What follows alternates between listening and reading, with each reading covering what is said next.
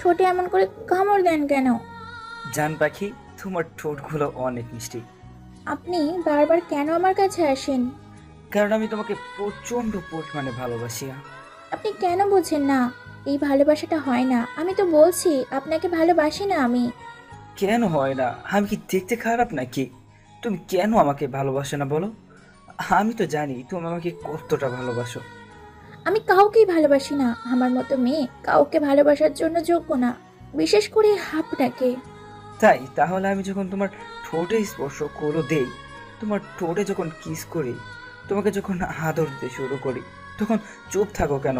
যদি আমাকে ভালোই না বাসতে, তাহলে এমন চুপ করে থাকতে না, আমাকে দূরে সরিয়ে দেওয়ার চেষ্টা করতে। না না, আমি আপনাকে ভালোবাসি না। আপনি জোর করে আমাকে কাছে টেনে নেন। আমি আপনাকে সরিয়ে দিতেও পারি না। তারপর আপনাকে সরিয়ে দিতে আপনার ঠোঁট কামড় দিয়ে ফেলে অনেক রেগে যান। আর আমি জানি আপনি কতটা রাগী মানুষ। তারপর নিজের ক্ষতি করে দিবেন। তুমি আমাকে নিয়ে কত টেনশন করে দেখেছো?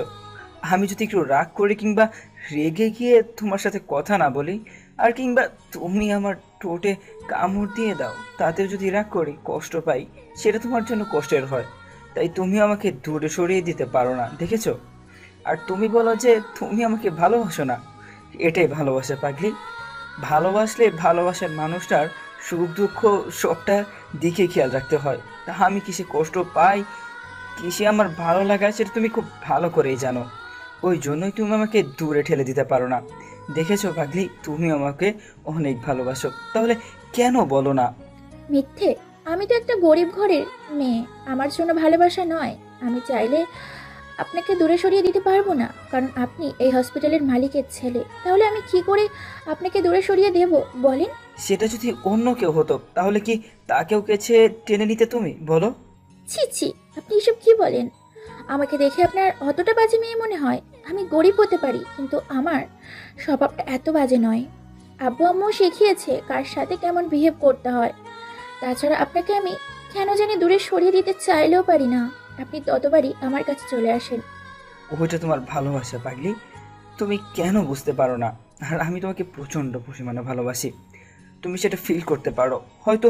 নিজের অবস্থানের কথা ভেবে আমাকে দূরে সরিয়ে দাও, কিন্তু দেখো, তুমি আমাকে অনেক বেশি ভালোবাসো। আমাকে ছাড়া থাকতেই পারবে না। কেন বুঝতে পারো না? তোমার এই অবহেলাটা আমি নিতে পারি না, অনেক কষ্ট হয়। না না, আমি আপনাকে ভালোবাসি না, না কোনো কিছু ফিল করতে চাই। আমার অবস্থানটা ঠিকই আছে। আল্লাহ আমাকে যেখানে রেখেছে অনেক ভালো রেখেছে। আমি চাই না আপনাকে বিয়ে করতে। একটা কথা কি জানেন তো, আমার মতো মেয়ে কাউকে ভালোবাসতে পারে না, কারো ভালোবাসাটা ডিজার্ভ করতেই পারে না। আমি ভালোবাসার মতো কোনো মেয়েই নই। আপনি আমার থেকে অনেক ভালো মেয়ে পাবেন। প্লিজ আপনি এগুলো বন্ধ করেন। আর কখনো আমাকে ডিস্টার্ব করবেন না। অনেক কষ্টে আপনাদের হসপিটালে চাকরিটা পেয়েছিলাম। আর আপনি যদি রোজ এমন পাগলামি করতে থাকেন, তাহলে চাকরিটা আমাকে ছেড়ে দিতে হবে। রাগ অভিমান যা দেখানোর আমার উপর দেখাও। ভুলেও এই চাকরি ছাড়ার চেষ্টাও করবে না, না হলে তোমার তো কিছু করতে পারবো না, নিজের ক্ষতি করে ফেলবো পাগলি। কি কি কি কি করবেন আপনি? প্লিজ উল্টাপাল্টা কিছু করবেন না। আপনি কিন্তু ভুলভাল কিছু করবেন না প্লিজ। আমি জানি আপনি কতটা রাগী। রাগ অভিমান যা দেখানোর আমার ওপর দেখান। আপনি আমাকে মারেন বকেন, তারপরও নিজের কোনো ক্ষতি করবেন না প্লিজ। না না, আমি তোমার উপর কোনো রাগ দেখাতে পারি না কলিজা। তুমি জানো আমি তোমাকে কতটা ভালোবাসি। তাছাড়া তোমার উপর রাগ দেখাবো কেন? তুমি তো আমার ভাবুনি, সোনা কলিজা, ময়নাটিয়া। তাহলে তোমার উপর রাগ দেখাবো কেন? আর আমি জানি তুমি আমাকে কতটা ভালোবাসো। যদি আমি নিজেকে কষ্ট দেওয়ার চেষ্টা করি, তুমি সেটা মেনে নিতে পারবে না, ঠিকই আমাকে বুকে আগলে নিবে, তাই না পাগলি? না না, এমনটা করবেন না প্লিজ। আমি চাই না আমার জন্য কেউ কষ্ট পাক। আমি বুঝতে পারছি আপনি চান না আমি এখানে থাকি, তাই তো? আসলে কি জানেন তো, আব্বু আম্মুকে নিয়ে অনেক কষ্ট হয়। অনেক কষ্টে চাকরিটা পেয়েছিলাম। আপনার আব্বু আমাকে মেয়ের মতো ভালোবাসেন, তাই এখানে পড়ে আছি। আর আপনি যদি এমন করতে থাকেন, তাহলে আব্বু আম্মুকে নিয়ে আমাকে এখান থেকে চলে যেতে হবে। আপনি বলে দিন, তাহলে সেটাই হবে। তুমি আমাকে এমন করে বলতে পারছো? আমি তোমাকে একটা বার বলেছি এখান থেকে চলে যেতে। তুমি যদি এখান থেকে চলে যাও, তাহলে আমার থেকে খারাপ আর কেউ হবে না।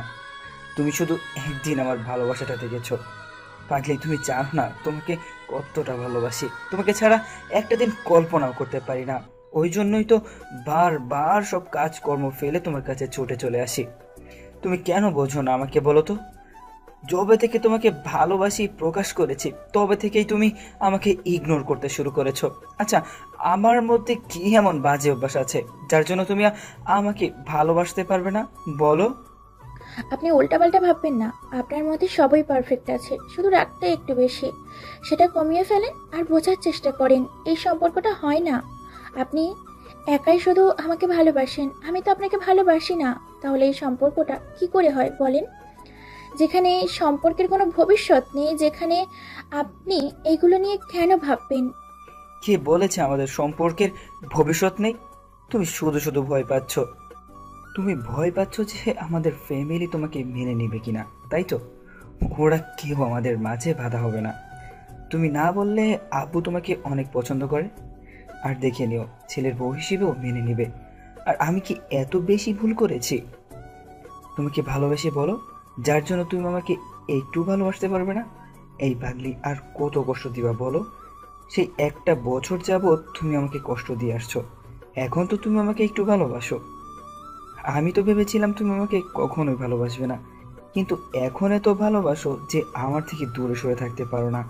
আমি যখনই তোমার থেকে দূরে সরে থাকি তুমি মন খারাপ করে থাকো। তুমি বোঝো না কেন? এটা আমাকে কাছে পাওয়ার তীব্র আকাঙ্ক্ষা। আমি কিচ্ছু বুঝি না, আর বুঝতেও চাই না। আপনিও উল্টো বুঝবেন না। আপনাকে আমি বারবার বলে বোঝাতে পারছি না এই ভালোবাসাটা হওয়া সম্ভব না। আপনি কেন বুঝতে চাইছেন না বলেন? কি করলে আপনি আমার থেকে দূরে সরে যাবেন? তোমার থেকে দূরে সরে গেলে, তোমার কাছে না গেলে, আমার ঠোঁটের স্পর্শগুলো না দিলে, তোমার ঠোঁটে আমি আদর না দিয়ে তুমি থাকতে পারবে? ঈশানের কথাতে নীলিশার মাথা নিচু করে রাখলো। তখন ঈশান মুখের পাশে হাত রেখে কপালে একটা আলতো ভালোবাসার স্পর্শ দিল। ঈশান খেয়াল করলো নীলাশার ঠোঁট জোড়া কাঁপছে। ঈশান তখন আর দেরি না করে ঠোঁটের সাথে নীলাশার ঠোঁট জোড়া মিলিয়ে সাথে সাথে নীলাশা কেমন পাথরের মতো শক্ত হয়ে গেল। তারপর হুট করেই যখন মনে পড়লো এটা ওর বয়সের ছেলে, আর যার সাথে এসব কিছু করা ওর মানায় না। ঈশান হয়তো পাগলামি করতে চায়, কিন্তু দুদিন পর যদি ওকে ভুলে যায় তখন হয়তো ওর কাছে থাকবে না।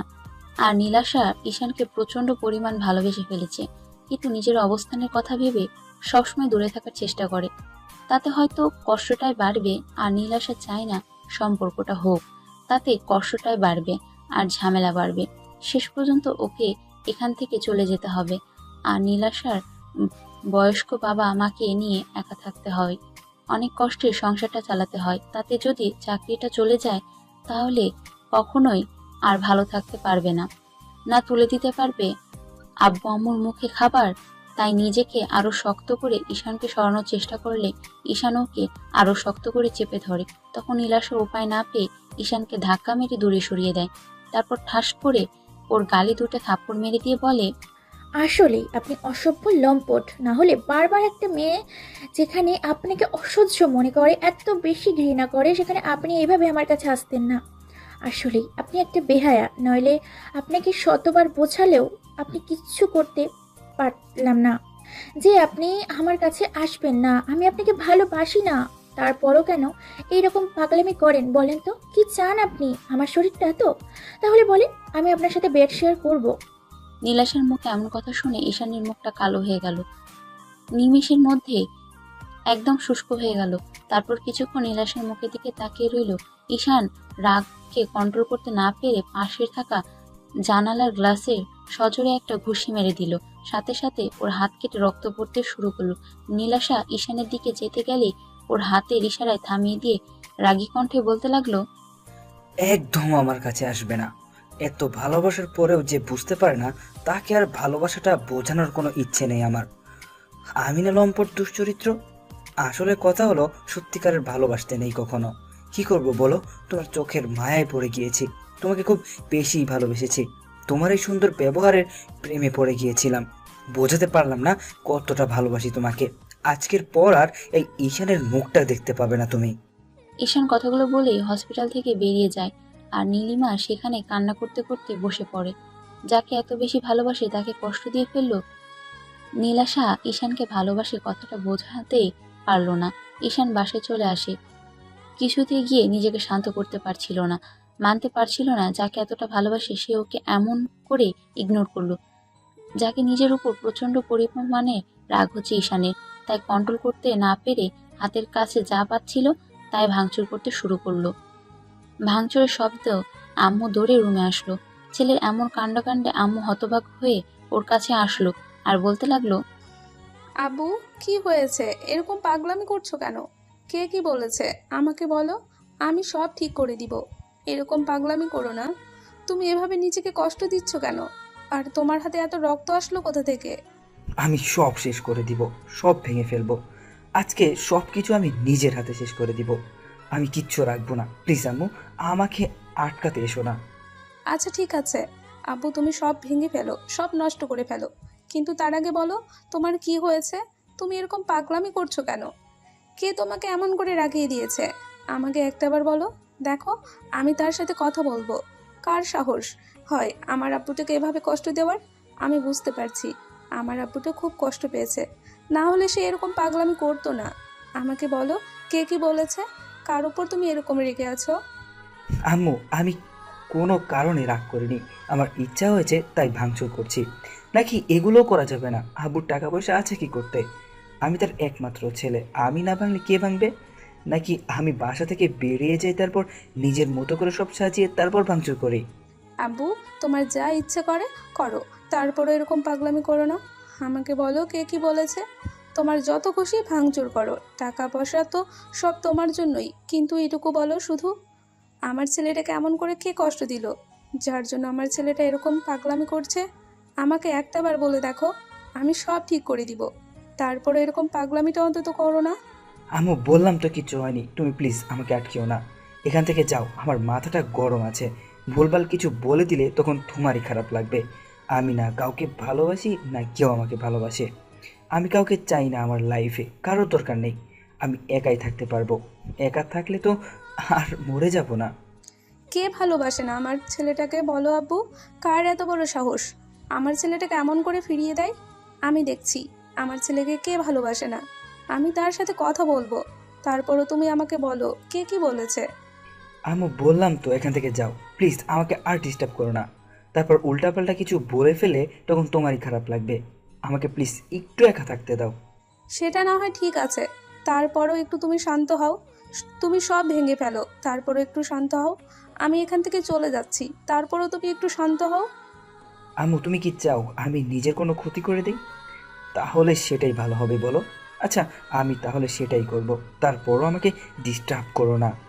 আম্মু বুঝতে পারছে ঈশানের খুব বেশি রাগ হচ্ছে, আর কিছু একটা হারানোর ভয়ে কিংবা কিছু একটা পাওয়ার আসক্ততায় এরকম ভাবে কষ্ট পাচ্ছে। ঈশানের মুখে ভালোবাসার কথাটা শুনে আম্মু বুঝে গেছে হয়তো কোনো মেয়ের জন্য ঈশানের এরকম পাগলামি করছে। ঈশান হয়তো কোনো মেয়েকে খুব বেশি ভালোবাসে, যার জন্য এমন পাগলামি করছে। আম্মু কিছুদিন যাবৎ খেয়াল করছে ঈশান নিজে নিজে কিছু একটা ভাবে আর একা একা হাসে, খুব বেশি ভাবতে থাকে। অন্যদিকে ঈশান ভেবেছিল নীলাশাকে রাজি করিয়ে তারপর দুজনে এসে আব্বু আম্মুকে সাথে কথা বলবে, তারপর ওদের বিয়েটা হবে। কিন্তু যেখানে নীলাশা ওকে পছন্দই করে না, দু চোখে সহ্য করতে পারে না, সেখানে ঈশান কার কাছে কি বলবে? তো ঈশানের আম্মু সেখানে আর দাঁড়ালো না, তড়িঘড়ি করে রুম থেকে বেরিয়ে গেল। তারপর ঈশানের আব্বুকে কয়েকবার কল করতে ঈশানের আব্বু রিসিভ করলো। ঈশানের আম্মু কান্না করতে করতে বলল, ওগো, তোমার ছেলেটা তো পাগলামি করছে, প্লিজ তুমি বাসায় আসো। ওকে আমি থামাতে পারছি না, খুব প্রচন্ড পরিমাণে রেগে আছে, হাতের কাছে যা পাচ্ছে সবই ভেঙে ফেলছে, তার উপর এত বেশি পাগলামি করছে, যার জন্য আমার খুব ভয় লাগছে। ওর হাতে অনেকটা কেটে গেছে, কি জন্য এরকম পাগলামি করছে জানি না। আমার ভীষণ ভয় করছে। আমার মনে হচ্ছে যে ও কোনো মেয়ের জন্য এরকম পাগলামি করছে। ওগো, তোমার ছেলেকে তো কখনো এরকম পাগলামি করতে দেখিনি, তুমি প্লিজ বাসায় আসো। কি বলো? এরকম পাগলামো কখন কোত্থেকে করছে? তাছাড়া তুমি ওকে একটু শান্ত করতে পারছো না? তুমি ওর আম্মু হয়ে ওর কাছে যেতে পারছো না? তাহলে আমি কি করে পারবো বলো? এরকম পাগলামি তোমার ছেলে আগে কখনো করেনি, আগে ভাঙচুর করলেও এত বেশি রাগ দেখায়নি। তুমি প্লিজ বাসায় এসো। দেখো, আমার খুব ভয় লাগছে ছেলেটা আবার উল্টোপাল্টা কিছু করে না বসে। প্লিজ তুমি বাসায় এসো, আমি না প্রচণ্ড পরিমাণে ভয় পাচ্ছি। তুমি একটু প্লিজ বাসায় আসো। আচ্ছা ঠিক আছে, আমি এক্ষুনি আসছি। তুমি প্লিজ কান্নাকাটি করো না, দেখো সব ঠিক হয়ে যাবে। আমি আসছি, তুমি টেনশন করো না তো। আমি এক্ষুনি দেখছি কি করা যায়। ঈশানের আম্মুর কথাতে ঈশানের আব্বুর অনেকটা টেনশন হতে লাগলো। তাই মিটিংটা ক্যান্সেল করে দিয়ে অফিস থেকে বেরিয়ে গেল। তারপর 15 মিনিটের মধ্যে বাসায় আসলো। অন্যদিকে ঈশান রুমে সবকিছু ভাঙচুর করে একদম তছনছ করে দিয়েছে। তারপর একটা সময় কান্না করতে করতে হাঁটু গেড়ে বসে পড়ে, মাথার দুই পাশে হাত দিয়ে চুলগুলো খুব শক্ত করে চেপে ধরে কান্না করে দিয়ে বলতে বলতে আরম্ভ করে, তুমি আমাকে কেন ভালোবাসো না? কেন ভালোবাসো না আমাকে? কি কম আছে আমার মধ্যে? আমার টাকা পয়সা চেহারা কোনো দিক দিয়ে কম নেই। এমন না যে আমি একটা বাজে ছেলে, 8-10টা বড়লোকের ছেলের মতো তো আমি না। বাজে কোনো নেশা আমার মধ্যে নেই, কেউ কখনো বলতে পারবে না। কোনো মেয়ের পেছনে আমি ছুটেছি, শুধু জীবনের প্রথমবার তোমাকে ভালোবেসেছি। আর তুমি আমাকে বিশ্বাস করতে পারলে না, একটুও ভালোবাসতে পারলে না। শেষ পর্যন্ত আমাকে এমন করে দূরে সরে দিতে চাইলে। আসলে কি, আমি 8-10টা ছেলের মতো তোমার দেহের লোভে পড়ে তোমার কাছে যাইনি। সত্যিকারে ভালোবেসেছিলাম তো, ওই জন্য আমাকে বিশ্বাস করতে পারলে না, তাই না? আমি আর কখনো তোমাকে ডিস্টার্ব করব না। আমি তোমাকে অনেক বেশি ভালোবেসে অন্যায় করেছি তো, এই জন্য তুমি আমাকে কষ্ট দিচ্ছ। দাও, তারপর যেদিন থাকবো না সেদিন বুঝতে পারবে এই পাগলটা তোমাকে পাগলের মতো ভালোবাসতো। ঈশানের কথাগুলো নিজে নিজেই বলছে আর কান্না করছে। এর মাঝে ঈশানের আব্বু তড়িঘড়ি করে রুমে ঢুকলো। ঈশানের আম্মু পেছনে পেছনে আসলো। ঈশানের আব্বু এসে ঈশানের সামনে বসে পড়লো। কিছু বলতে যাবে তার আগে ঈশান বলতে আরম্ভ করলো, আমি বললাম না তোমরা আমাকে একা থাকতে দাও, আমাকে একটু ডিস্টার্ব করবে না। তোমরা বারবার কেন আমার কাছে আসতে চাও? কি বোঝাতে চাইছো তোমরা আমাকে? কিচ্ছু বোঝাতে হবে না আমাকে, আমি তো তাকেই বোঝাতে পারলাম না। প্লিজ এখান থেকে চলে যাও। আচ্ছা আমরা চলে যাব, কিন্তু কে কি বলেছে আমাকে বলো। কে তোমাকে এরকম কষ্ট দিয়েছে? কার জন্য এরকম করে ভাঙচুর করলে? আর তোমার হাতের এই অবস্থা কেন? তোমার আম্মু তোমার জন্য কত কান্নাকাটি করছে, তুমি বুঝতে পারছো না? কার ভালোবাসার জন্য তুমি এরকম পাগলামো করছো আমাকে বলো। আমাদের ভালোবাসাটা কি তোমার কাছে কিছুই নয়, নাকি তোমার লাইফে অন্য কারো ভালোবাসাটা খুব বেশি প্রয়োজন? আমাকে বলো। না না আব্বু, আমার কিছু হয়নি, আমি ঠিক আছি। নিজের উপরেই রাগ করেছি, যেখানে নিজেকেই বোঝাতে পারিনি সেইখানে তোমাদের আর কি করে বোঝাবো? হ্যাঁ, তোমাদের ভালোবাসাটা আমার কাছে সব, কিন্তু আমার লাইফে অন্য কারোর ভালোবাসাটা চাই, যেটা না পেলে লাইফটাই অপূর্ণ থেকে যাবে। আমি ওকে বোঝাতে পারিনি, ব্যর্থ হয়ে গিয়েছি।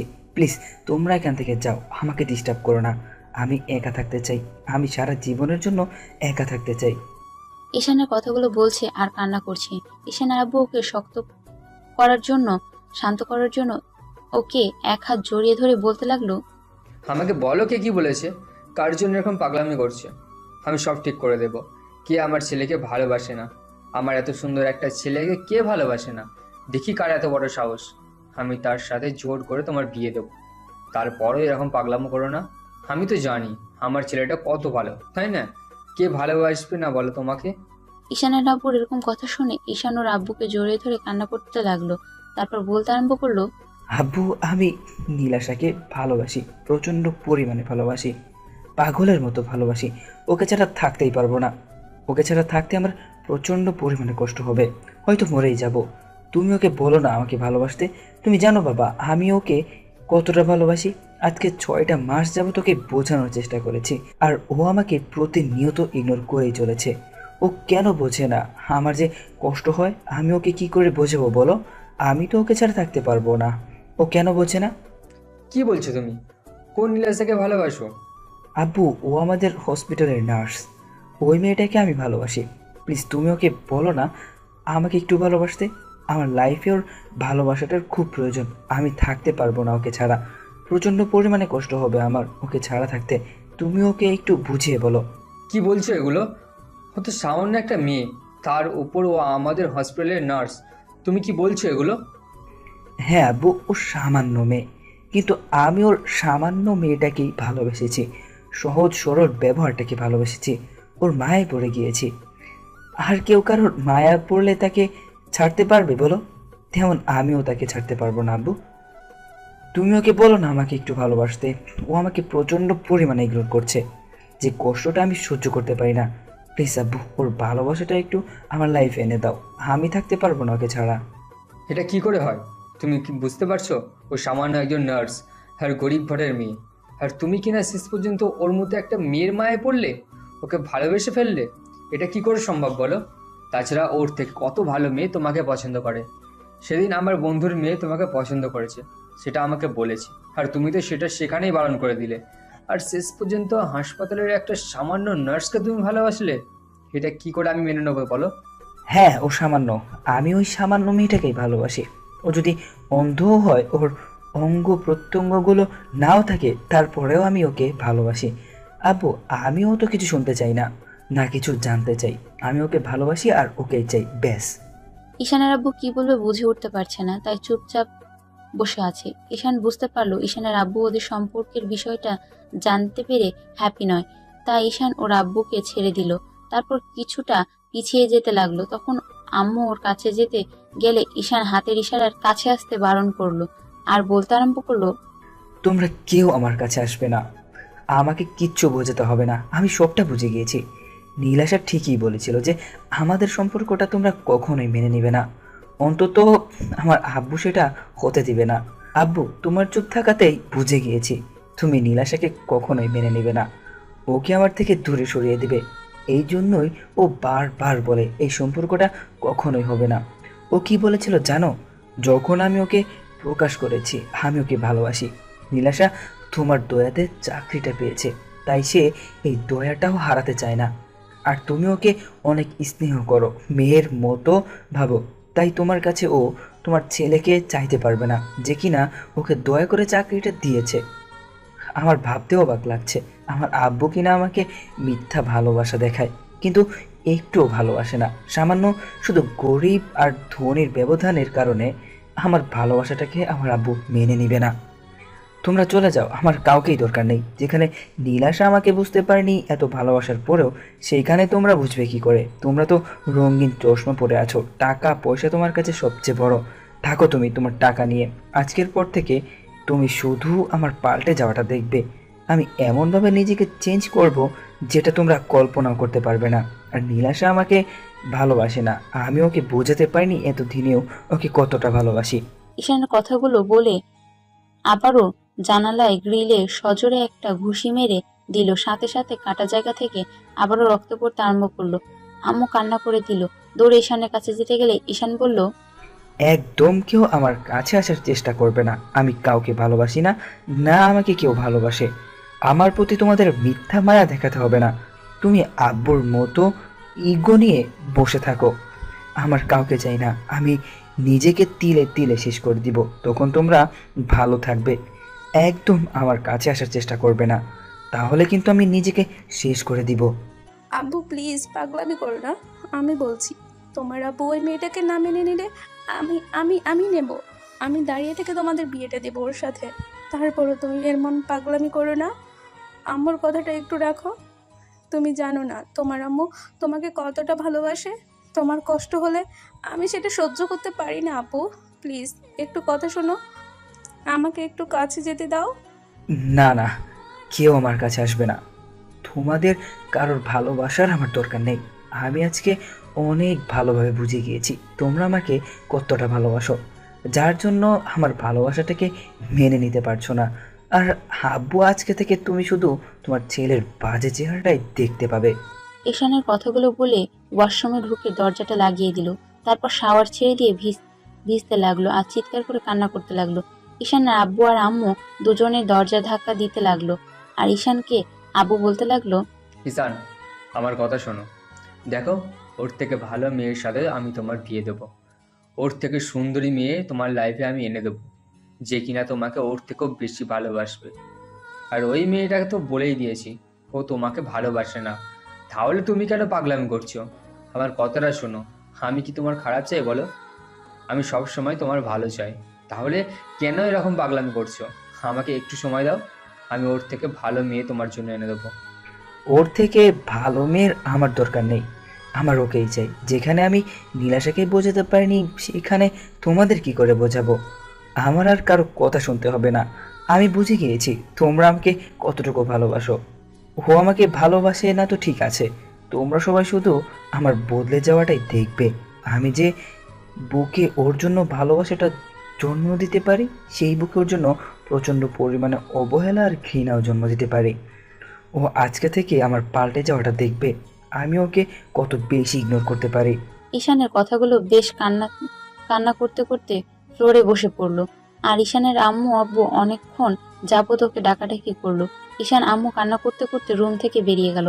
ঈশানের আব্বু ডাকাডাকি করেও যখন ও রেসপন্স পেল না, তখন হতাশ হয়ে রুম থেকে বেরিয়ে গেল। ঈশানের আম্মু কান্না করতে করতে দেখে ঈশানের আব্বু বলতে লাগলো, আমার কথা শোনো, দেখবে সব ঠিক হয়ে যাবে। ওই মেয়েটার জন্য দুদিন পাগলামো করবে, তারপর সবই ঠিক হয়ে যাবে।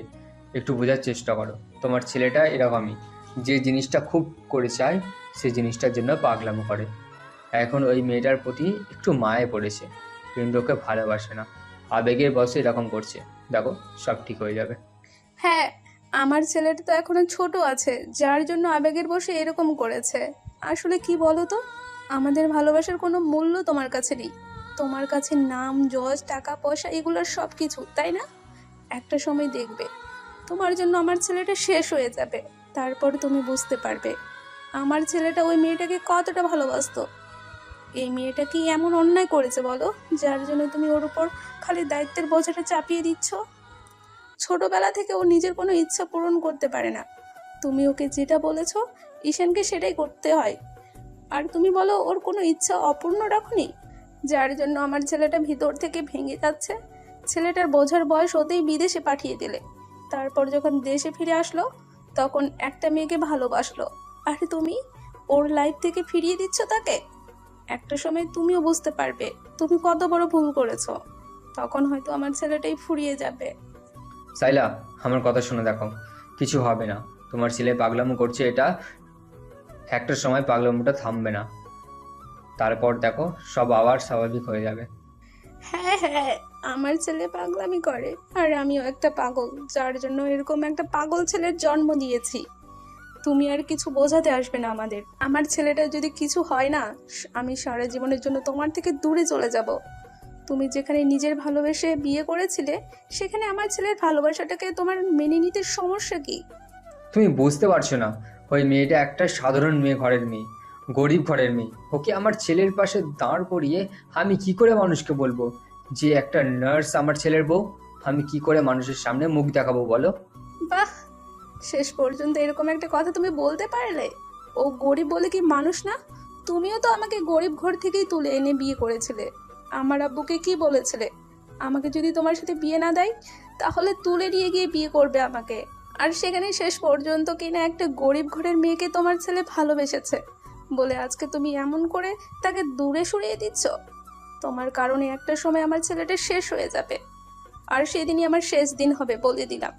ঈশান আম্মু কথাগুলো বলে রুম থেকে বেরিয়ে গেল কান্না করতে করতে। ঈশানের আব্বু কি করবে বুঝে উঠতে পারছে না, তাই চুপচাপ সোফায় বসে পড়ল। অন্যদিকে ঈশান চলে আসার পর নীলাশা হাওমাও করে কান্না করে দিয়ে হাঁটু গেড়ে বসে পড়ে। তারপর মুখে হাত দিয়ে বলতে আরম্ভ করে, এটা আমি কি কি করলাম? যে মানুষটা আমাকে এত বেশি ভালোবাসে, আমার জন্য এত পাগলামি করে, আমাকে 6টা মাস যাবৎ আমাকে ভালোবাসার কথা বলেছে, আমাকে শুধু বোঝানোর জন্য বারবার নিজের কাছে টেনে নিয়েছে। সুযোগ পাওয়ার সত্ত্বেও আমার গায়ে এমন করে টাচ করেনি, যার জন্য আমার কাছে মনে হচ্ছে উনি আমার দিকে খারাপ নজরে তাকায়। আমাকে হয়তো ভালোবাসার স্পর্শ দিয়েছে, কিন্তু এইরকম কোনো বাজে স্পর্শ করেনি, যার জন্য আমি ওনাকে এমন করে আঘাত করলাম। কি করে পারলাম আমি ওনাকে এইভাবে দূরে সরিয়ে দিতে? ছি, আমি আর আমার ভালোবাসাটাকে ধরে রাখতে পারলাম না। আপনি আমাকে মাফ করে দিবেন প্লিজ। আপনি এমন করে নিজেকে কষ্ট দিবেন না। আপনার নিঃস্বার্থ ভালোবাসার কাছে আমাকে হেরে যেতে হয়েছে, তারপরও আমি আপনাকে কাছে টেনে নিতে পারিনি। প্লিজ আমাকে মাফ করে দেন। আমি আপনার ভালোবাসাটার প্রতিদান দিতে পারলাম না। আমি এমন একটা পরিস্থিতির মধ্যে আছি যেখানে আমার ভালোবাসাটার কোনো মূল্য নেই। আপনারা কি ভাবছেন? বলা নেই কওয়া নেই, হুটহাট কি হচ্ছে এসব? ঈশান আর নীলেশার কথাতে হয়তো সেটা একটু হলেও বুঝতে পেরেছেন। নীলাশা ঈশানদের হসপিটালের সাধারণ একজন নার্স। ঈশান যেদিন নীলাশাকে প্রথম দেখেছিল সেদিনই ওর প্রেমে পড়ে গেছিল। বাইকে ছোটখাটো একটা অ্যাক্সিডেন্ট হয়েছিল ঈশানের। হাতটা অনেকটা ছিলে যায়। তারপর ব্যান্ডেজ করার জন্য ওদের হসপিটালে আসে। এর আগে ঈশান কখনো বলেনি ওইটা এদের হসপিটাল, কিংবা এখানে গিয়ে কোনোভাবেই নিজের প্রেজেন্ট করেনি।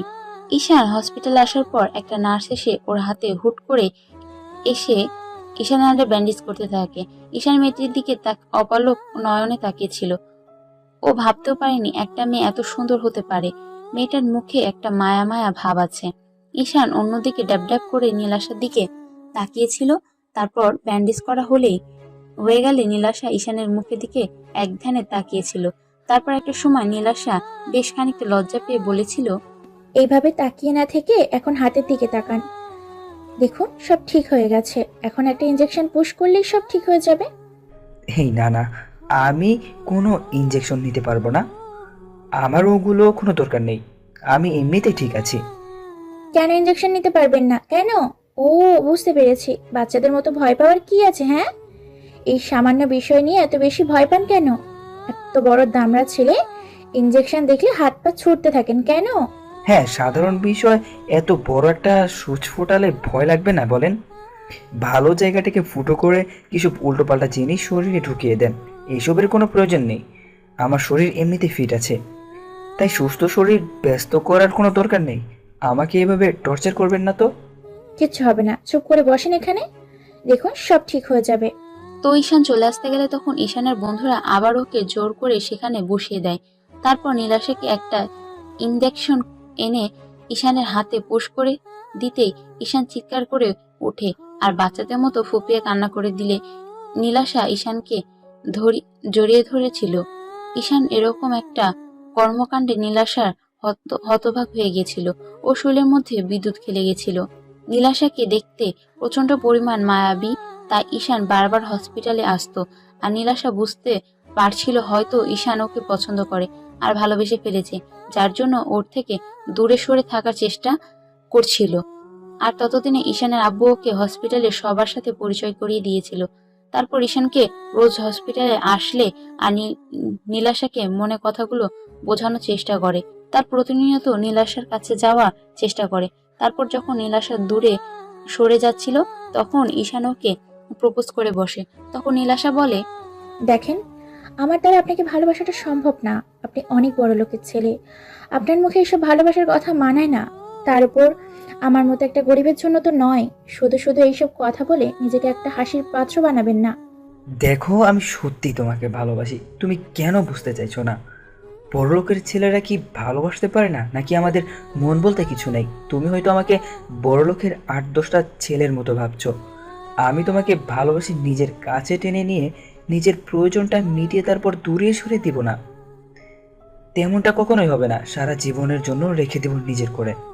আপনি আমার সম্পর্কে জানেন না, তাই আপনার এই ভালোবাসাটা উপচে উপচে পড়ছে। যখন জানতে পারবেন তখন আপনার এই ভালোবাসাটা আর থাকবে না। তাই বলছি, আপনি এখনই এখান থেকে চলে যান। আপনাকে আর আমার প্রতি ভালোবাসা দেখাতে হবে না। আমি একটা গরিব পরিবারের মেয়ে। আপনি যদি আমার সম্পর্কে জানতেন তাহলে কখনোই এই ভালোবাসার কথাটা আমাকে বলতে পারতেন না। তুমি কেমন, আমি কি সেটা জানতে চেয়েছি? তুমি কোন পরিবার থেকে এসেছো, তোমার ব্যাকগ্রাউন্ড কি, কয়টা ছেলের সাথে রিলেশন করছো, আমি কি এসব নিয়ে ইন্টারভিউ দিতে বলেছি তোমাকে? আমি তোমাকে ভালোবাসি সেটা জানিয়ে দিলাম, আর তুমি যে আমার থেকে সিনিয়র আমি সেটাও জানি। তাই আমি আর কিছু জানতে চাই না। যতটুকু জেনেছি ততটুকুতেই আমার জন্য এনাফ।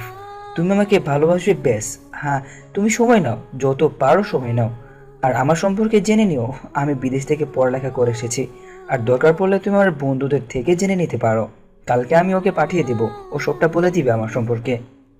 কিন্তু আর কোনো কথা নয়, আমি যেটা বলেছি সেটাই হবে।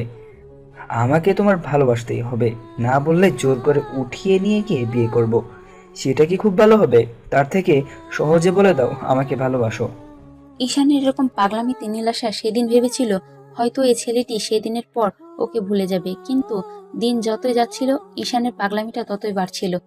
একটা মাস যেতে না যেতে ঈশান নীলাশাকে ভালোবাসার গভীরতা বোঝাতে বন্ধুদের কথা মতো ওকে ওর কাছে টেনে নিতে শুরু করে। তার মনের কথাগুলো বোঝানোর জন্য ওকে নানাভাবে সম্পর্কগুলো দিতে শুরু করে। প্রথমে প্রথম নীলাশা অস্থির লাগলেও পরে বুঝতে পেরেছিল যে ছেলেটা ওকে সত্যি ভালোবাসে, যার জন্য ওকে বাবার কাছে টেনে নেয়। নীলাশার মুখ না বললেও ঈশানের স্পর্শগুলো মন থেকে উপভোগ করত। তারপরও বুঝতে পারছিল এই সম্পর্কটা হওয়াটা কোনোভাবেই সম্ভব না। তার উপর যদি ঈশানের আব্বু জানতে পারে তাহলে ওকে চাকরি থেকে বের করে দিবে। সবকিছু বিবেচনা করে আর নিজের অবস্থানের কথা ভেবে নীলাশা ঈশানের কাছ থেকে নিজেকে দূরে সরিয়ে রাখার চেষ্টা করছিল। কিন্তু দিন দিন দিন ঈশানের পাগলামি এত বেশি বেড়ে যাচ্ছিল, যার জন্য ওকে আটকে রাখার কষ্ট হচ্ছিল। নীলাশা অনেকভাবে তারপর একটা সিদ্ধান্ত নেয়। এর মাঝে পুরো 6টা মাস কেটে গেছে, আর এই 6টা মাসে ঈশান এত বেশি পাগলামি করলো যার জন্য নীলাশা ওকে দূরে সরিয়ে রাখতে পারছিল না। তারপর অনেক কষ্টে নিজের মনটাকে স্থির করে ভাবে যে করেই হোক ঈশানের থেকে দূরে সরে আসতে হবে। তাই ওকে প্রচন্ড পরিমাণ ইগনোর করতে শুরু করলো। আর ঈশান প্রতিদিনের মতো আজও নীলাশার সাথে দেখা করতে আসে। তারপর যখন ওর সাথে কথা বলছিল তখন নীলাশা ঈশানকে এড়িয়ে যাচ্ছিল। তখন ঈশান ওকে একটা ফাঁকা রুমে নিয়ে যায় আর নীলাশার কাছে টেনে নেয়। তারপর ওদের মাঝে কি কথা হলো সেটা তো আপনারা জানতেই পারলেন। ঈশানের সাথে এমন একটা মজবিহেভে নীলাশা আর হসপিটালে থাকতে পারলো না। কান্না করতে করতে বাসায় চলে গেল। তারপর সারাটা দিন রুমে থেকে বেরোলো না। অন্যদিকে ঈশান 2 ঘন্টা যাবৎ শাওয়ারের নিচে চোখে অশ্রু শাওয়ারের সাথে মিশে গেল। তারপর ওয়াশরুম থেকে বেরিয়ে আসলো। এত বেশি ভালোবাসার পরও তাকে বুঝতে পারলো না বুকের ভেতরে কষ্টটা অধিক পরিমাণে বেড়ে যাচ্ছিল। তাই ঈশান আর বাসায় থাকতে পারলো না। কোনো রকমে শুকনো কাপড় পরে বাসা থেকে গাড়ি চাবি নিয়ে বেরিয়ে পড়লো। যাওয়ার সময় ঈশানের আব্বু পেছন থেকে কয়েকবার ডাকলো, ঈশান শুনলো না। ঈশান একটা মদের বারে চলে আসে, ইচ্ছা মতো ড্রিঙ্ক করতে থাকে।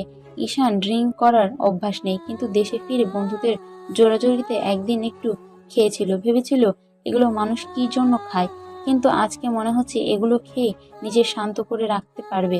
ঈশান একের পর এক বোতলের মদ খাচ্ছিল, কিছুতেই বুকের যন্ত্রণা কমছে না। ঈশান ড্রিঙ্কস করতে করতে এতটাই মাতাল হয়ে গেল যার জন্য ওর মধ্যে আর কোনো হিতাহিত জ্ঞান নেই। একটা সময় ঈশান দুর্বল হয়ে টেবিলে শুয়ে পড়লো আর বলতে আরম্ভ করলো, কেউ আমাকে ভালোবাসে না, আর আমিও কাউকে ভালোবাসি না। আমি ওকে বোঝাতেই পারিনি কতটা ভালোবাসি। যেখানে আমাকে মেয়েরা চোখে হারায়, কিন্তু তুমি আমাকে দূরে সরিয়ে দিলে। নিজের মায়ায় ফেলে ভালোবাসতে শিখিয়ে এখন ভালোবাসাটা বুঝতে চাইলে না। তোমার কাছে আমি এতটাই তুচ্ছ হয়ে গিয়েছি যার জন্য আমাকে ভালোবাসতে পারবে না তুমি। আমি তো একটা বাজে ছেলে। আজ থেকে এই বাজে ছেলেটা আর তোমাকে ডিস্টার্ব করবে না। এখন থেকে আর একটু ডিস্টার্ব করবো না, দেখে নিও। ঈশানের কথাগুলো বলতে বলতেই সেখানে ঘুমিয়ে পড়লো। তো রাতে একটা বেজে যাচ্ছে, তারপরও ঈশানের বাসায় ফিরছে না। ঈশানের আব্বু আর আম্মু কান্না করে পুরো বাসায় মাথায় তুলে ফেলেছে। ঈশানের আব্বু বারবার বলছে, সাইনাও, শান্ত হও। তোমার ছেলে একটু পরেই বাসায় চলে আসবে। তুমি কান্নাকাটি করছো কেন? কিছু হবে না। তুমি শুধু শুধু পাগলামি করছো। আর একটাও কথা বলবে না। এরপরও তোমার মুখ দিয়ে কথা বেরোচ্ছে। এত কিছুর পরেও তুমি নিজেকে স্বাভাবিক রাখতে পারছো। আমার ভাবতেও অবাক লাগছে তুমি কি না এরকম ভাবে নিজেকে স্বাভাবিক রাখতে পারছো। আসলে ছেলেটা তো আর তোমার নয়, ছেলেটা তো আমার। এই জন্যই আমি নিজেকে কিছুতেই স্বাভাবিক রাখতে পারছি না। ঈশানের আম্মুর কথায় দেওয়ার মতন উত্তর ঈশানের আব্বুর কাছে নেই। এটা ঠিক যে উনি শুধু নিজের স্ট্যাটাসের কথা ভেবে নীলাশাকে ওনার ছেলে থেকে দূরে সরিয়ে রেখেছে। ঈশানের আম্মু অনেকক্ষণ যাবৎ কান্না করলো। তারপর যখন ঈশানের আব্বুকে চুপ করে রইলো, তখন ঈশানের আম্মু ঈশানের বন্ধু রাজকে কল করলো। তারপর কান্না করতে করতে সবটা বলল। সব শোনার পর রাজ বাসা থেকে বেরিয়ে ঈশানকে খুঁজতে লাগলো। তারপর যখন পাচ্ছিল না তখন ভাবলো ঈশান সেই দিন যে বারে গিয়েছিল হয়তো ওখানেই থাকতে পারে। রাজ রাজ বারের একটা ওয়েটারকে কল করে জানতে পারলো ঈশান ওখানেই আছে। রাজ হন্তদন্ত করে বাড়ি চলে যায়। তারপর গিয়ে দেখে ঈশান পুরোই মাতাল হয়ে গেছে। ঈশানের কোনো সেন্স নেই। রাজ কোনো রকম বিলটা দিয়ে ঈশানকে নিয়ে বাসার উদ্দেশ্যে চলে যায়। আধা ঘন্টার পর বাসায় পৌঁছে কলিং বেল দিতে ঈশানের আম্মু দরজা খুলে দেয়। রাজের কাঁধে ঈশানকে দেখে ঈশানের আম্মু কান্না জুড়ে দেয়। তখন রাজ বলতে আরম্ভ করে, কান্নাকাটি করবেন না আন্টি, দেখবেন সব ঠিক হয়ে যাবে। হয়তো অনেক বেশি ডিল কস করেছে। সব দোষ তোমার, তোমার জন্যই আজকে আমার ছেলের এই অবস্থা। আমার ছেলের গরিব ঘরের মেয়ের সাথে বিয়ে, তোমার মান সম্মান শেষ হয়ে যাবে। এই জন্য তুমি ওদের ভালোবাসাটা মেনে নিতে পারছো না। দেখবে তোমার এই অহংকারের জন্য আমার ছেলেটা শেষ হয়ে যাবে। আর আমার ছেলের যদি কিছু হয় তাহলে আমি কখনো তোমাকে ক্ষমা করব না। রাজ ঈশানকে নিয়ে রুমে শুয়ে দিতেই ঈশানের আব্বু ঈশানের পাশে বসে ঈশানের মাথায় হাত বুলাতে বুলাতে লাগলো আর চোখের জল খেতে লাগলো। আর রাজ পাশে দাঁড়িয়ে রইল। ঈশানের আম্মু এসিটা অন করে দিয়ে ঈশানের পা থেকে জুতোগুলো খুলে দিয়ে শরীরে চাদর টেনে দিল আর কান্না করতে করতে বের হয়ে গেল। রাজও পিছন পিছন যেতে লাগলো আর বলতে লাগলো, আন্টি আমি জানি না ঈশান কী জন্য এমন করছে, তবে মনে হচ্ছে অনেক কষ্ট পেয়েছে, তা এসে উল্টোপাল্টা জিনিস খেয়েছে। যদি কিছু মনে না করেন তাহলে আমাকে বলেন, যদি কোনো সমস্যা হয় আমি চেষ্টা করব আমার সর্বোচ্চ দিয়ে সমাধান করার। ও আমার বেস্ট ফ্রেন্ড, আর আমি ওর বেস্ট ফ্রেন্ড হয়ে কীভাবে চুপ করে থাকতে পারি বলেন? ঈশানের আম্মুর কান্না করতে করতে সবটা বলল রাজকে। রাজ মাথা নিচু করে রইল, তারপর বলতে লাগলো, আসলে আন্টি আমি এই বিষয়টা আগে থেকে জানতাম। আমি ঈশানকে বলেছিলাম তোর বাবা কখনোই মেনে নেবে না, কিন্তু ঈশান আমার কোনো কথাই শোনেনি। ঠিকই ওই মেয়েটার মায়ায় পড়ে গেল। মেয়েটা বুঝতে পেরেছে হয়তো যে এই সম্পর্কটা কখনো পূর্ণতা পাবে না, তাই হয়তো মেয়েটা ঈশানকে ইগনোর করছে। আর আঙ্কেলও মেনে নিচ্ছে না, এই কারণে ঈশান এমন পাগলামি করছে। ভালোবাসা ধনী গরিব দেখে হয় না, হঠাৎ চলে আসে। ঈশানের আম্মুর কান্না করতে লাগলো আর রাজকে নিরুপায় হয়ে বাসা থেকে বেরিয়ে গেল। অন্যদিকে নীলাশা সারা রাত আর ঘুমাতে পারলো না, কান্না করে বালিশ ভেজালো। নীলাশার আম্মু আব্বু ওকে অনেকবার জিজ্ঞাসা করলো, কিন্তু নীলাশা কিছুই বলেনি। নীলাশার মন খারাপ থাকার হসপিটালে গেল না। আর এইদিকে ঈশান সকালে বাসা থেকে বের হয় আর সে রাত 2টা-3টার দিকে বাসায় ফিরে। ঈশান প্রচন্ড পরিমাণ ড্রিঙ্ক করতে শুরু করেছে। তারপর যদি ওর আব্বু কিংবা আম্মু ড্রিঙ্ক করতে বারণ করে তাহলে আবার সে ভাঙচুর শুরু করে দেয়, নিজের কষ্ট দেওয়ার চেষ্টা করে। এর মাঝে ঈশান কয়েকবার হাত কেটে ফেলেছে, নিজেই শেষ করে দেওয়ার চেষ্টা করেছে। ছেলে এমন অধপতন দেখে ঈশানের আম্মু প্রচন্ড পরিমাণ কান্না করে আর বারেবার ঈশানের আব্বুর কাছে রিকোয়েস্ট করে, বলে মেয়েটাকে মেনে নিতে। আর আব্বু আর উল্টো কাজ করলো। এসব জানতে পারলে ঈশানের আব্বুর প্রতি যতটুকু ভালোবাসা ছিল সেটুকু শেষ হয়ে যাবে। তো আফজাল সাহেব অনেক ভেবেচিন্তে হসপিটালে আসে, তারপর নীলাশাকে ডেকে পাঠায়। নীলাশা অনুমতি নিয়ে ঢুকে তারপর ওনার সামনে দাঁড়িয়ে বলে, আঙ্কেল আমাকে ডেকেছেন? হ্যাঁ ডেকেছি, আর তোমাকে কী জন্য ডেকেছি তুমি হয়তো সেটা জানো। তুমি খুব ভালো করে আছো তাই না, এরকম একটা নাটক করে। নীলাশা মাথা নিচু করে রইল। ও জানে আফজাল সাহেব ওকে কি জন্য ডেকেছে। নীলাশা কিছুক্ষণ চুপ থেকে বলতে আরম্ভ করলো, আঙ্কেল আমি জানি আপনি আমাকে ভুল বুঝবেন, কিন্তু আমি আপনার ছেলের পাগলামিতে কোনো সায় দিইনি। আমি জানি এই সম্পর্ক কখনোই হবে না, কারণ আমি একটা গরিব ঘরের মেয়ে। আর গরিব হয়ে আমি কি করে আপনার ছেলের বউ হতে পারি এটা আমি কখনোই ভাবি না। আমি আপনার ছেলেকে ফিরিয়ে দেওয়ার চেষ্টা করেছিলাম, কিন্তু উনি বারবার পাগলামি করেছে। তার জন্য যদি আপনি আমাকে শাস্তি দেন কিংবা চাকরি থেকে বের করে দিতে চান তো দিতে পারেন, আমি এখান থেকে অনেক দূরে চলে যাব। আমি তোমাকে চাকরি ছেড়ে দিতে বলিনি, কিন্তু তুমি ওর সাথে কোনো কাজ চাই দেবে না। আমি তোমাকে এখানে চাকরি দিয়েছি, তার মানে এই না যে তুমি সেটা সুযোগ নিয়ে আমার ছেলের দিকে হাত বাড়াবে। আঙ্কেল আমার আব্বু আম্মু তেমন কোনো শিক্ষা দেয়নি, কিন্তু ওনারা আমাকে শিখিয়েছে কার স্থান কোথায়। আমি আমার স্থান খুব ভালো করে জানি। সামান্য একজন নার্স আমি, আমার মানায় না আপনার ছেলেকে নিয়ে স্বপ্ন দেখা। আমি যেখানে নিজেকে নিয়ে স্বপ্ন দেখতেই ভুলে গেছি, সেখানে এত বড় স্বপ্নটা দেখার আমার জন্য অনেক অপরাধ হবে, তাই আমি এগুলো ভাবি না। আপনার যদি আমার কথাগুলো বিশ্বাস না হয় তাহলে আপনি আমাকে শাস্তি দিতে পারেন স্যার। আফজাল সাহেব আর কিছু না বলে কেবিন থেকে বেরিয়ে যেতেই নীলাশা কান্না করতে করতে দেওয়ালের সাথে পিঠ থেকে নিচে বসে পড়লো আর বলতে লাগলো, সব দোষ আমার জন্যই সবটা হয়েছে। আমি যেখানে যাই সেখানে একটা না একটা ঝামেলা পাকাই। আল্লাহ কি জন্য যে সাদা চামড়াটা আমাকে দিতে গেল, এর থেকে তো কালো চেহারাটাই ভালো ছিল। তাতে অন্তত ছেলেরা আমার দিকে নজর দিত না। এই সুন্দর চেহারাটা আমার জন্য কাল হয়ে দাঁড়াতো না। আমি তো গোবরের পদ্ম ফুল হয়ে জন্ম নিয়েছি। এই পদ্ম ফুলটা যতই সুন্দর হোক কেউ তুলে বাসায় নিয়ে যাবে না। আল্লাহ যে মানুষটার কপালে আমি নেই, তাকে আমার জন্য কষ্ট দিও না। আমার কষ্টটা ছেড়ে দিলাম, তুমি অন্তত ওনাকে কষ্ট দিও না, আমি এগুলো সহ্য করতে পারছি না। তুমি এর শেষ কোথায় বলে দাও আমাকে।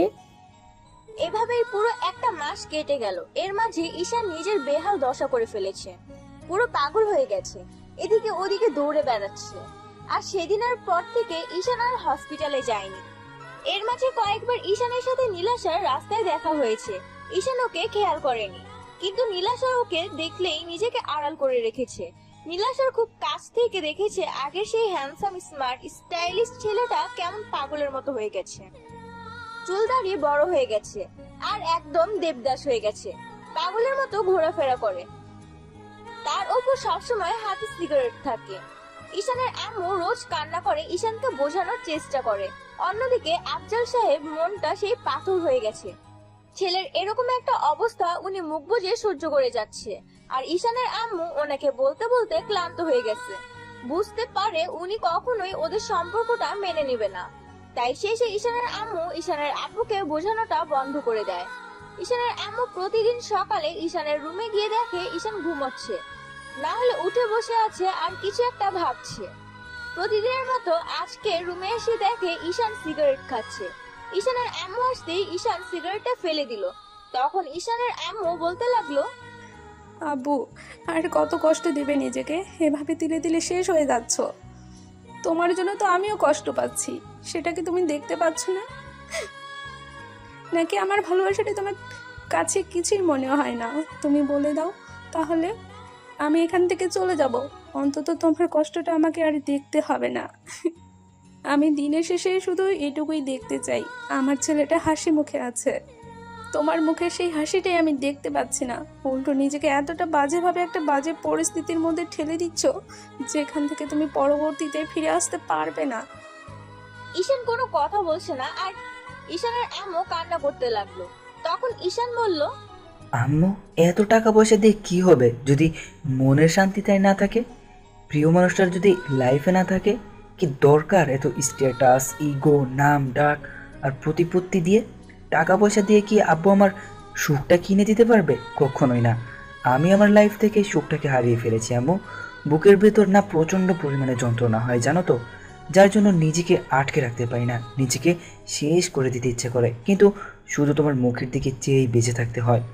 মরে গেলে তো একবারেই মরে যেতে পারতাম, কিন্তু বেঁচে থেকে যে আমি প্রতিনিয়তই মরে যাচ্ছি, আমি তোমাদের কি করে বোঝাবো? তোমার পাল্টে যাওয়াতে, এরকম নিজেকে কষ্ট দেওয়াতে আমিও যে কষ্ট পাচ্ছি, সেটা কি তুমি দেখতে পাচ্ছ না? নাকি আমার কষ্টটা তোমার চোখেই পড়ে না? আম্মু, তুমি আমাকে মাফ করে দিও। আমি পারছি না নিজেকে ধরে রাখতে। এত কষ্ট কেন হয় বলো তো? ভালোবাসে যে এত যন্ত্রণা আমি আগে জানতাম না। জানলে কখনোই ওই মেয়েটাকে তো দূরে থাক, ভালোবাসার নামটাই মুখে নিয়ে উচ্চারণ করতাম না। কি করব, আমার বেহায়ের মনটা না ওই গরিব মেয়েটাকে ভালোবেসে ফেলেছিল, যাকে তোমরা মেনে নিতে পারলে না। ঈশানের আম্মু মুখে কাপড় চেপে কান্না করতে লাগলো, আর ঈশান দেয়ালে পিঠ ঠেকিয়ে দাঁড়িয়ে রইলো। ঈশানের আম্মু রুম থেকে বেরিয়ে গেল। দরজায় ঈশানের আব্বু দাঁড়িয়ে আছে। ঈশান কিছুক্ষণ পর বাসা থেকে বেরিয়ে গেল। ঈশান এসব কথা বলতে চায় না, আর সেটাই বারবার বলতে হয়। বুকের ভেতরটা ভেঙে চুরে যাচ্ছে। কষ্টগুলো ভুলতে মদের বারে গিয়ে ইচ্ছে মতো ড্রিঙ্ক করলো। ঈশান সেই দিন রাতে আর বাসায় ফিরলো না। তখন হোটেলের দুইজন ওয়েটার ওকে একটা রুম দিয়ে আসে। পরের দিন বাসায় আসলে ঈশানের আম্মু অনেক কান্নাকাটি করলো, আর ঈশানের আব্বু প্রচন্ড পরিমাণে বকাঝকা করলো, আর বলতে আরম্ভ করলো, তোমাকে অনেক লাই দিয়েছি, আজকের পর থেকে তোমার বাসা থেকে বেরোনো বন্ধ। আমি তোমাকে স্বাধীনতা দিয়েছি, তার মানে এই না যে তোমার যা খুশি তাই করবে। তুমি নিজেকে মৃত্যুর মুখে ঠেলে দিচ্ছ, বুঝতে পারছো না? আমার সম্মানটা তুমি ডুবিয়ে ফেলেছো। এসব আজে বাজে চাইপাশকে নিজের শরীরটাকে শেষ করে দিচ্ছ, আর তোমার আম্মুটাকেও কষ্ট দিচ্ছ, আর আমার টেনশনটা বাড়াচ্ছ। আমি তো বলিনি তোমাদের আমাকে নিয়ে টেনশন করতে। তোমার কিসের টেনশন? তোমার তো সব টেনশন দূর হয়ে গিয়েছে। আমি তো আর ওই মেয়েটার কাছে যাচ্ছি না, না অন্য কোনো মেয়ের সাথে রাত কাটাচ্ছি, যার জন্য তোমার মান সম্মানটা ধুলোর সাথে মিশে যাচ্ছে। ঈশানের আব্বু ঈশানের এরকম কথা শুনেই রেগে গিয়ে ঈশানকে ঠাস ঠাস করে ওর গালে দুটো থাপ্পড় মেরে দিল। ঈশান আর রাগটা কন্ট্রোল করতে না পেরে পাশে থাকা একটা কাচের গ্লাস হাতে নিয়ে দেয়ালের সাথে সজোরে কয়েকটা ঘুষি দিল, আর বলতে আরম্ভ করলো, বাসা থেকেও তোমার জন্য বেরোবো না, সেটাই ঠিক হবে তো? তাহলে থাকবো বাসার মধ্যেই এখন থেকে। ঈশান রুমে গিয়ে দরজা সজোরে লাগিয়ে দিল। ঈশানের আম্মু দরজার সামনে গিয়ে কিছুক্ষণ কান্নাকাটি করলো আর ডাকাডাকি করতে লাগলো। ঈশান আর কারো কথা শুনলো না। ও এই একটা মাস পুরো পাগলের মতো হয়ে গেছে। অন্যদিকে রাজ এই বিষয়টা নীলাশাকে জানিয়েছে, কিন্তু ও নিরুপায়, কি বা করতে পারে। উল্টে যখন ঈশানের কথা মনে পড়ে তখন প্রচন্ড পরিমাণ কান্না করে, কাউকে বলতেও পারে না। নীলাশার আব্বু আম্মু ওকে এরকম চুপচাপ থাকতে দেখে ওকে অনেকবার জিজ্ঞাসা করেছে কি হয়েছে। নীলাশা তারপরও কিছু বলেনি। এবার আরো 4-5টা দিন কেটে গেল। এর মাঝে বাসা থেকে ঈশান আর বের হয়নি, খাওয়া দাওয়া বন্ধ করে দিয়েছে। এখন রুম থেকে ও আর বের হয় না। ঈশানের আব্বু আম্মু রুমের সামনে এসে দরজা ধাক্কাধাক্কি করলে ঈশান বারবার বলছে, এভাবে যদি বারবার আমাকে ডিস্টার্ব করতে থাকো তাহলে নিজেকে শেষ করে দিব। তোমরা কেউ আমাকে ডিস্টার্ব করবে না, আর যদি বেশি ডিস্টার্ব করো তাহলে এই পৃথিবী থেকে চলে যাব, যেখানে গেলে আর খুঁজেই পাবে না। ঈশানের এখন শরীরের বেহাল অবস্থা, শরীর যেন আর কোনো শক্তি অবশিষ্ট কিছুই নেই। তারপরও রুমের মধ্যে শুয়ে বসেই সিগারেট খায়। ঈশানের আম্মু ঈশানের কর্মকাণ্ডের জন্য শুধু ঈশানের আব্বুকে দায়ী করে। সেই কবে থেকেই ঈশানের আম্মু ঈশানের আব্বুকে কথাগুলো বলা বন্ধ করে দিয়েছে। 7ম দিনের মাথায় ঈশানের আব্বু রাতে বাসায় আসলে ঈশানের আম্মু ঈশানের আব্বুর পা জড়িয়ে ধরে কান্না করতে করতে বলে, ওগো তুমি আমার ছেলেটাকে বাঁচতে দাও, তুমি ওর উপর এতটা জুলুম করো না। ও অন্যায় করে থাকলে তার শাস্তি আমাকে দাও, তারপর ওকে এরকম করে শাস্তি দিও না। আমি আমার ছেলেটাকে নিয়ে অনেক দূরে চলে যাব। ঈশান ওই মেয়েটাকে বিয়ে করলেও তো তোমার সমস্যা, ওর সাথে তুমি ঈশানকে মেনে নিতে পারবে না তো? তোমার সম্মানের দাগ লেগে যাবে, তাই তো? তেমন কিছু হবে না, তার আগেই আমরা এখান থেকে অনেক দূরে চলে যাব। তারপরেও আমার ছেলেটাকে দয়া করো, ওকে একটু বাঁচতে দাও। ওর ভালোবাসাটাকে এভাবে কেড়ে নিয়ে ওকে নিঃশেষ করে দিও না। আমাকে একটু দয়া করো, আমি আমার ভালোবাসার থেকে তোমার কাছে ভিক্ষা চাইছি। আমার ছেলের জীবনটা তুমি ভিক্ষা দাও। ঈশানের আম্মু এত আকুতি মিনতির পরও ঈশানের আব্বু কিছুই বলছিল না। ঈশানের আম্মু 8 ঘন্টা যাবত ওনার পা জড়িয়ে ধরে কান্না করলো, কথাগুলো বলল। তারপরও ঈশানের আব্বু শুনলো না। তখন ঈশানের আম্মু কান্না করতে করতে রুম থেকে বেরিয়ে গেল। অন্যদিকে ঈশানের শরীরের বেহাল দশা হয়ে গেছে। কেউ আর ওই দিনের পর থেকে ঈশানের রুমে যেতে পারেনি। ঈশানের আম্মু যতবার রুমে যাওয়ার চেষ্টা করেছে ঈশান ততবার নিজের ক্ষতি করে দিবে বলেছে, কিন্তু এখন যেন শরীর আর চলছিল না। যেটুকু শক্তি অবশিষ্ট ছিল নেশা করে সেটাকে যেন শেষ করে দিয়েছে। এখন নিঃশ্বাসটা ত্যাগ করাটাই সময়ের ব্যাপার হয়ে গেছে। বিছানা ছেড়ে আর উঠতে পারছে না, আর রুমেও কেউ যেতে পারে না, যার জন্য কেউ ঈশানের অবস্থা দেখতে পারছে না। রাতে ঈশান শুয়ে শুয়ে ভাবছে এরপর হয়তো আর কখনো পৃথিবীর আলোটা দেখা হবে না, কারণ শরীরটায় আর সায় দিচ্ছে না। এই মুহূর্তে খুব ইচ্ছে করছিল প্রিয়সীর মুখটা একবার দেখতে, যার জন্য এত কঠিন আয়োজন। হয়তো সেই সুযোগটা আর কখনো হবে না। তাই ফোনের গ্যালারিতে থাকা নীলাশার একটা ছবি বের করে ওর মায়াবী চেহারাটা বারবার দেখতে লাগলো। তারপর একটা সময় নিজেই বলতে লাগলো, খুব বেশি ভালোবেসে ফেলেছিলাম তো, ওই জন্যই বুঝতে পারলে না প্রিয়সী, তুমি বড্ড বেঈমান। তোমাকে আর কি বোঝাবো, যেখানে আব্বু আম্মুকে বোঝাতে পারলাম না, আর তুমি তো অন্যের মেয়ে ছিলে। আমার আর কিছু বোঝানোর নেই তোমাকে। আজকের পর হয়তো তোমাকে আর দেখতে পারবো না, সামনে থেকে দেখতে না পারলেও ফোনে তোমাকে একবার শেষবারের মতো দেখে নিলাম পাগলি। তবে জানো তো পাগলি, আমি যদি কখনোই আল্লাহর কাছে কিছু চাওয়ার সুযোগ পাই না, শুধু তোমাকেই চাইবো। ভেবে নিব হয়তো আমার কপালে তুমি ছিলে না, তবে একটা কথা মনে রেখো, ভুলেও কখনো কাউকে ভালোবেসে ফেলো না, না হলে আমার কষ্টটা সেদিন বুঝতে পারবে যে আমি কতটা কষ্ট পেয়েছি তোমাকে ভালোবেসে। ঈশানের বুকের মাঝে প্রচন্ড পরিমাণ যন্ত্রণা হচ্ছে, তাই আর থাকতে পারলো না। আস্তে আস্তে ঈশানের চোখ বন্ধ হয়ে আসলো। পরদিন যখন ঈশানের আম্মুকে ডাকতে আসলো তখন ঈশানের কোনো শব্দ পাচ্ছিল না। তখন ঈশানের আম্মু কান্না করতে করতে পুরো বাড়ি মাথায় করে ফেললো। ঈশানের আব্বু দৌড়ে এসে বলতে লাগলো, সাইলা কি হয়েছে, এভাবে চিৎকার করছো কেন? ওগো আমার ছেলেটা মনে হয় উল্টাপাল্টা কিছু করে ফেলেছে, প্লিজ তুমি দরজা ভেঙে ফেলো। ও কথা বলছে না, আমি সেই আধ ঘন্টা যাবত ওকে ডাকছি। ও যেটা বলেছিল সেটাই করেছে। দেখো, তোমার রাগের কাছে আমার ছেলেটাকে হারিয়ে ফেলেছি। এর মাঝে বাসার কাজের লোকগুলো সেখানে আসলো। ঈশানের আব্বু কাজের লোকদের সাহায্যে দরজা ভেঙে ফেললো। ঈশান বিছানায় এলোমেলো হয়ে পড়ে আছে। ঈশানের আব্বু গিয়ে ওকে ডাকতে লাগলো। ঈশানের কোনো সাড়া শব্দ নেই। ঈশানের আম্মু কান্না করতে করতে ফোন হাতে নিয়ে খেয়াল করলো সেখানে একটা মেয়ের ছবি।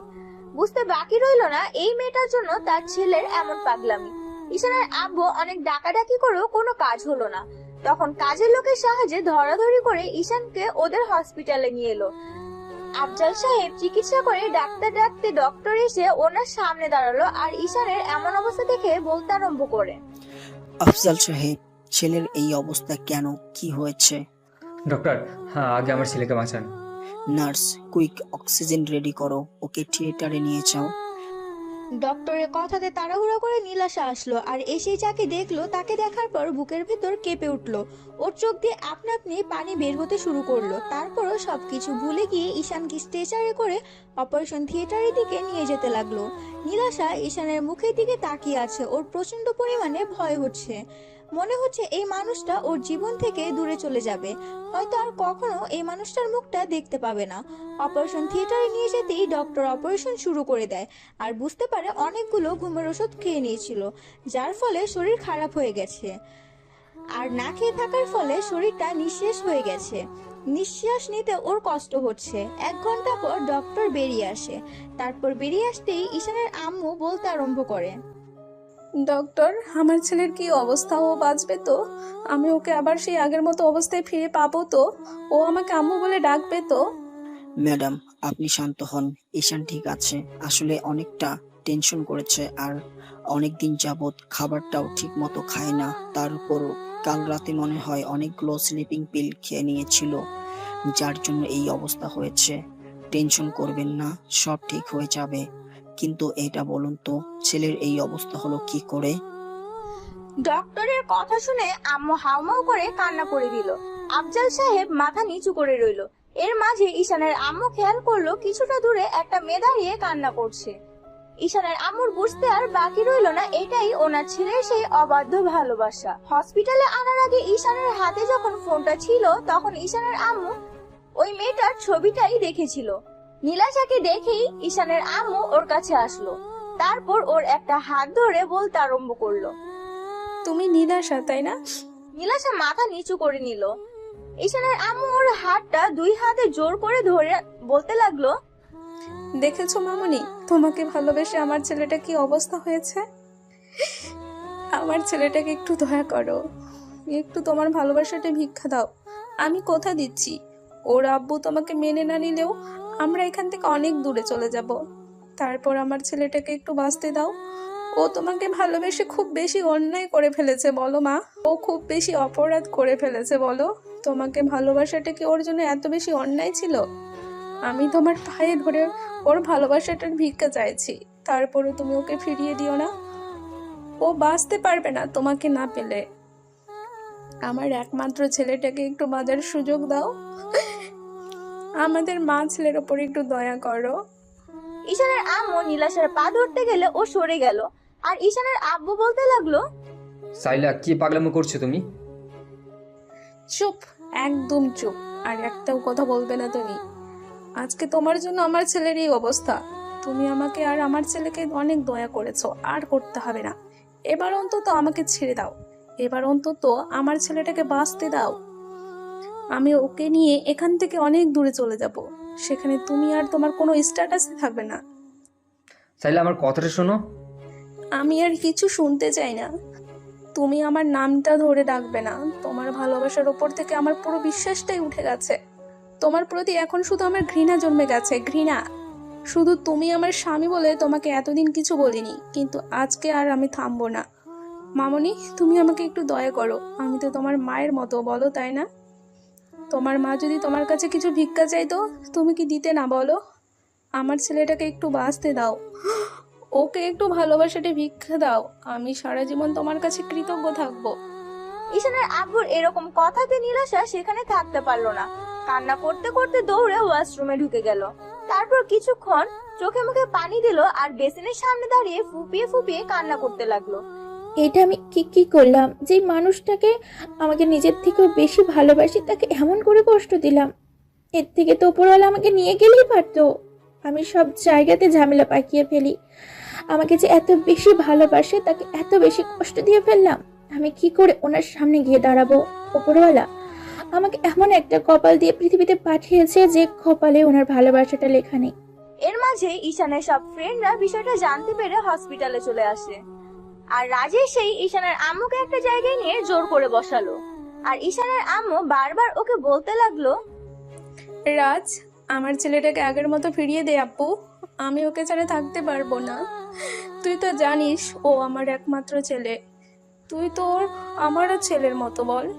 তুই তোর বন্ধুকে একটু বল না, ওকে নিয়ে এখান থেকে অনেক দূরে চলে যাব। ওই মেয়েটাকে আমি অনেক বুঝিয়েছি, ও তারপরও নিজের জেদের কাছে অটল। ও হয়তো ঈশানের আব্বুর জন্য এমন করে দূরে সরিয়ে দিচ্ছে।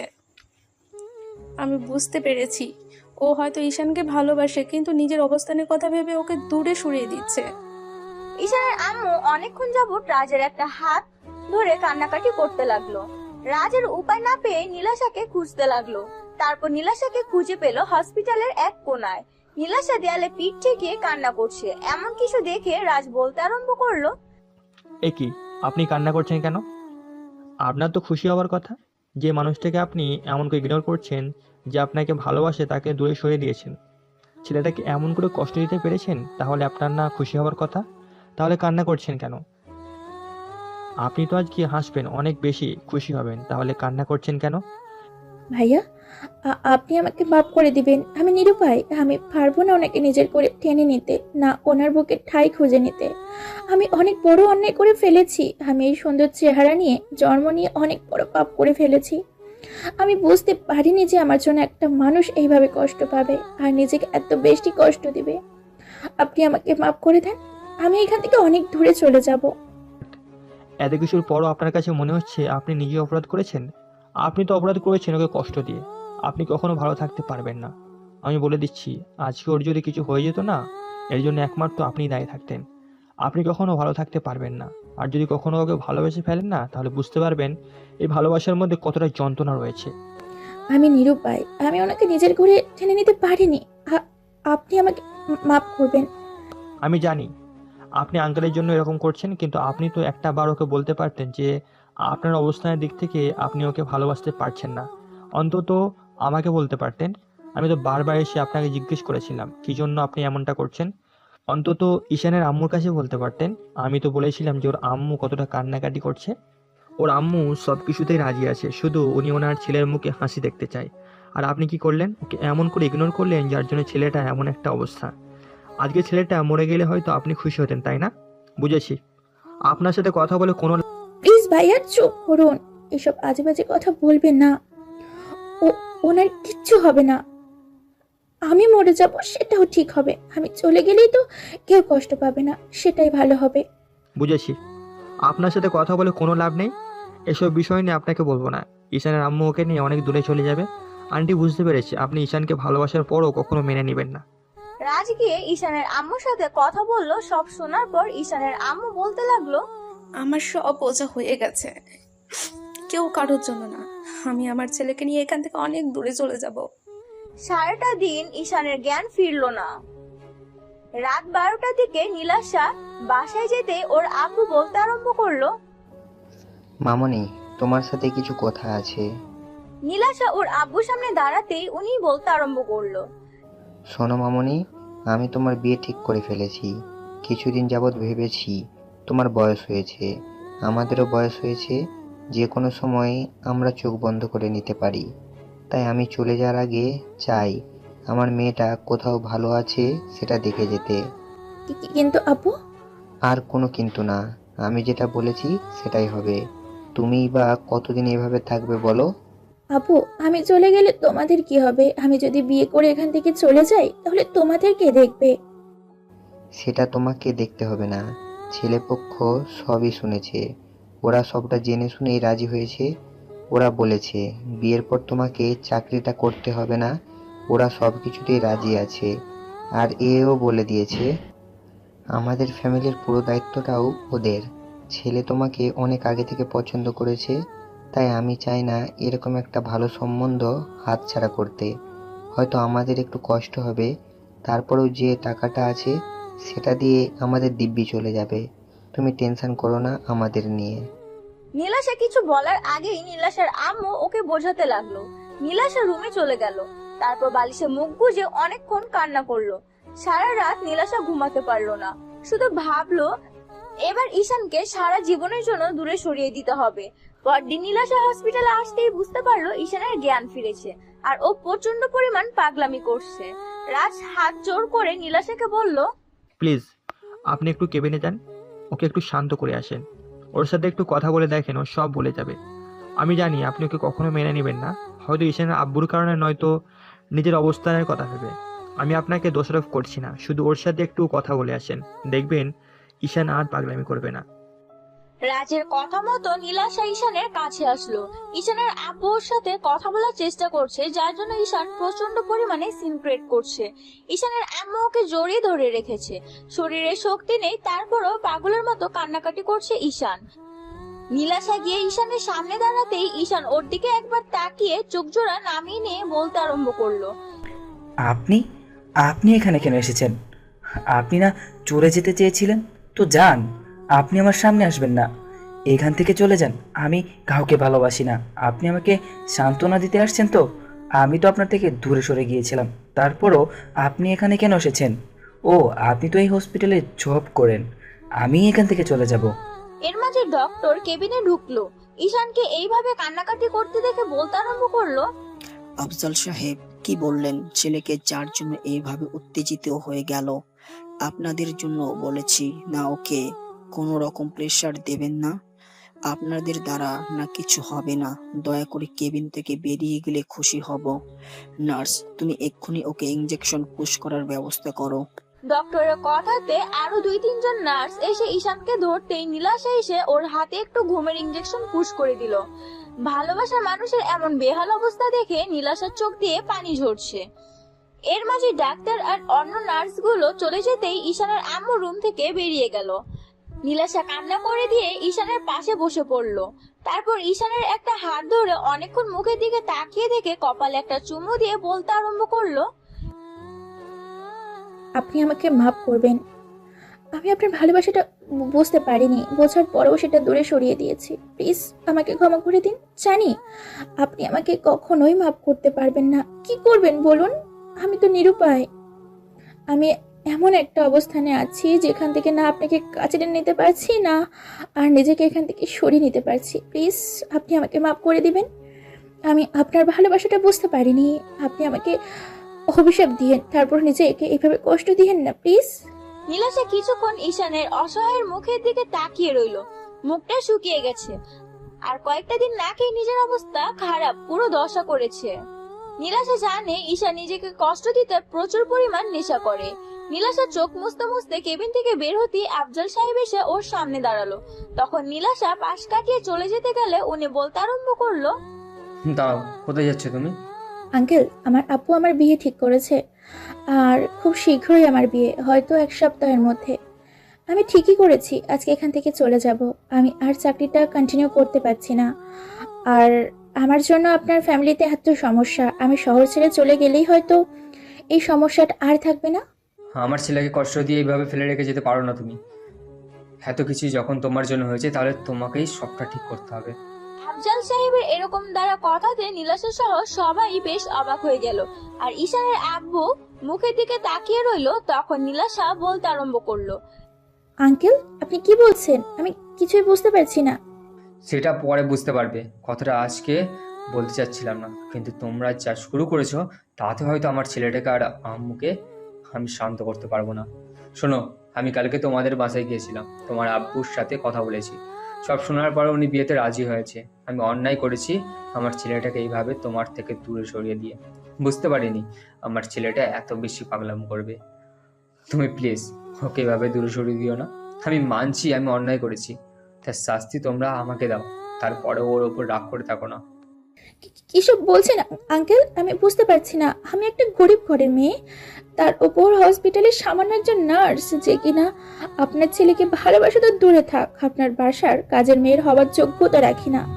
তাহলে আমি কি করে আপনার ছেলের পাশে? আমাকে মেনে নিতে বলেন। আপনার স্ট্যাটাসে লাগবে না? নীলাশা কথাগুলো বলেই কান্না করতে লাগলো। তখন ঈশানের আব্বু ওর সামনে হাত জোর করে বলল, মামুনি, এসব কথা বলে আমাকে আর লজ্জা দিও না। আমি অনেক বড় ভুল করেছি। আমার ছেলেকে এভাবে কষ্ট দিয়ে আমি অনেক বড় অন্যায় করেছি। তুমি প্লিজ আমাকে মাফ করে দাও। আমি তোমার আব্বু আম্মুকে রাজি করিয়েছি। তুমি অন্তত বিয়েতে বারণ করে দিও না। তুমি আমার ছেলেটার মুখের দিকে তাকিয়ে হলেও বিয়েতে হ্যাঁ বলে দাও। তুমিও তো ওকে ভালোবাসো।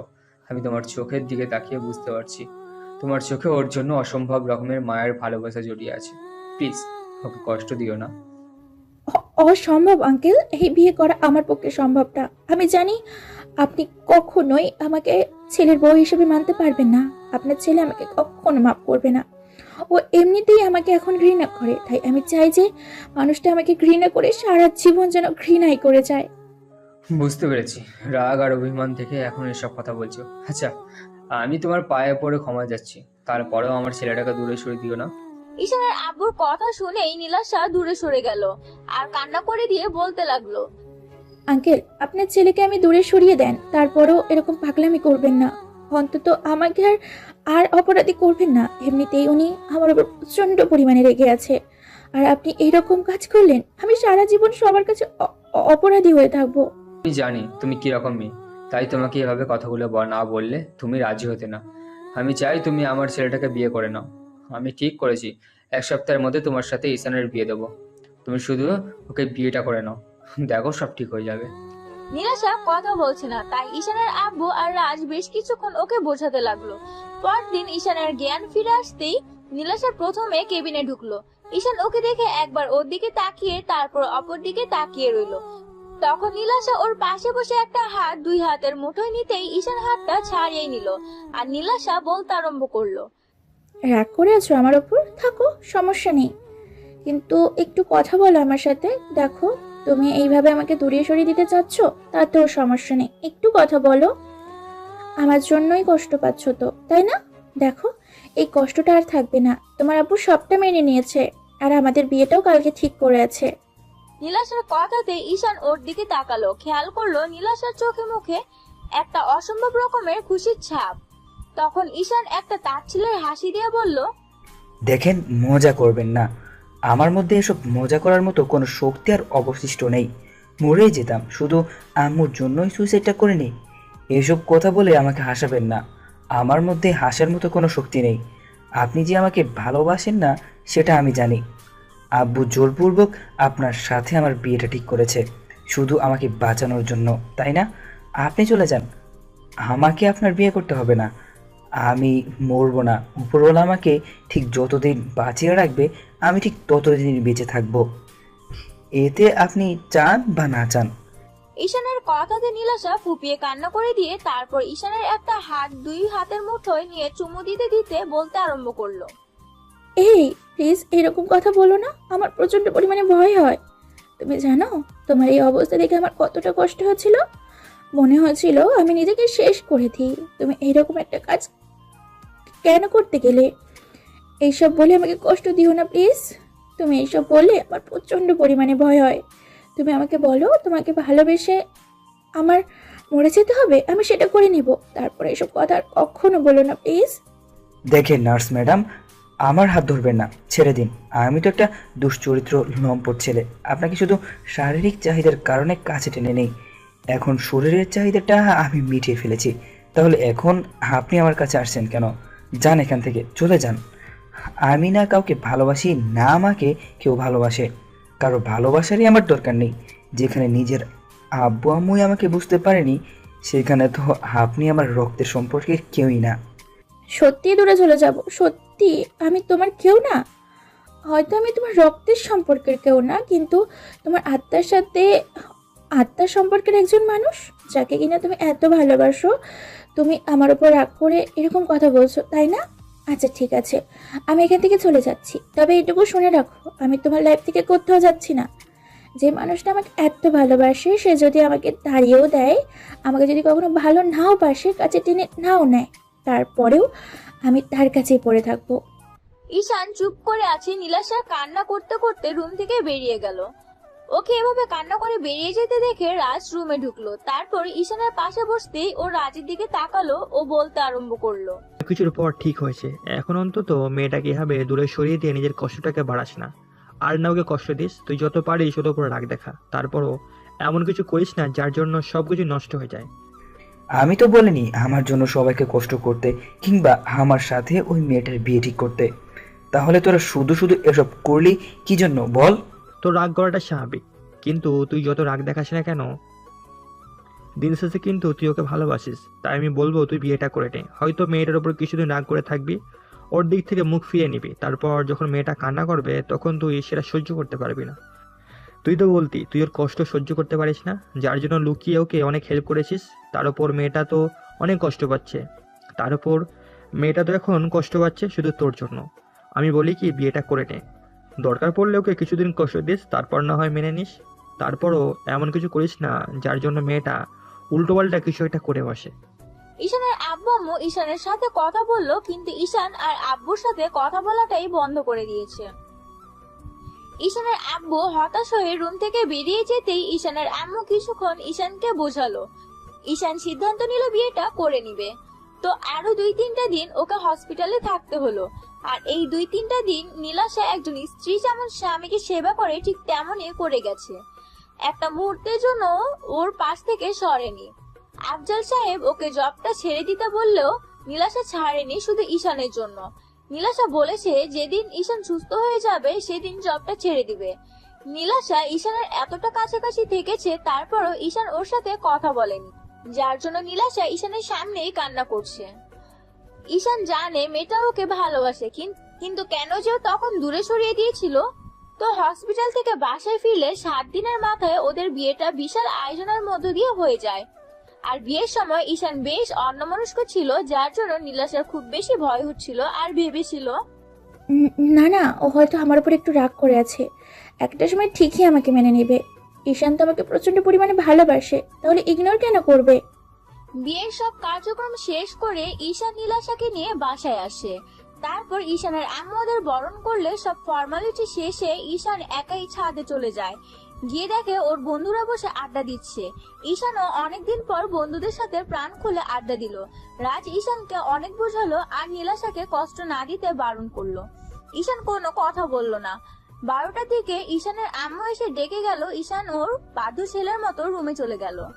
দরজা আটকে দিয়ে বিছানার দিকে তাকালো। নীলাশা বিছানার মাঝখানে বসে যে বড় একটা ঘোমটা দিয়ে আছে। ঈশানের মনে হচ্ছিল একটা পরী বসে আছে। ঈশান একবার ওর দিকে তাকাতেই নীলাশার করা অবহেলা আর ওর দেওয়া কষ্টের কথাগুলো মনে পড়ে গেল। মনে হতে লাগলো এই মেয়েটাকে এত ভালোবাসলো আর সেই ওকে এমন করে কষ্ট দিল।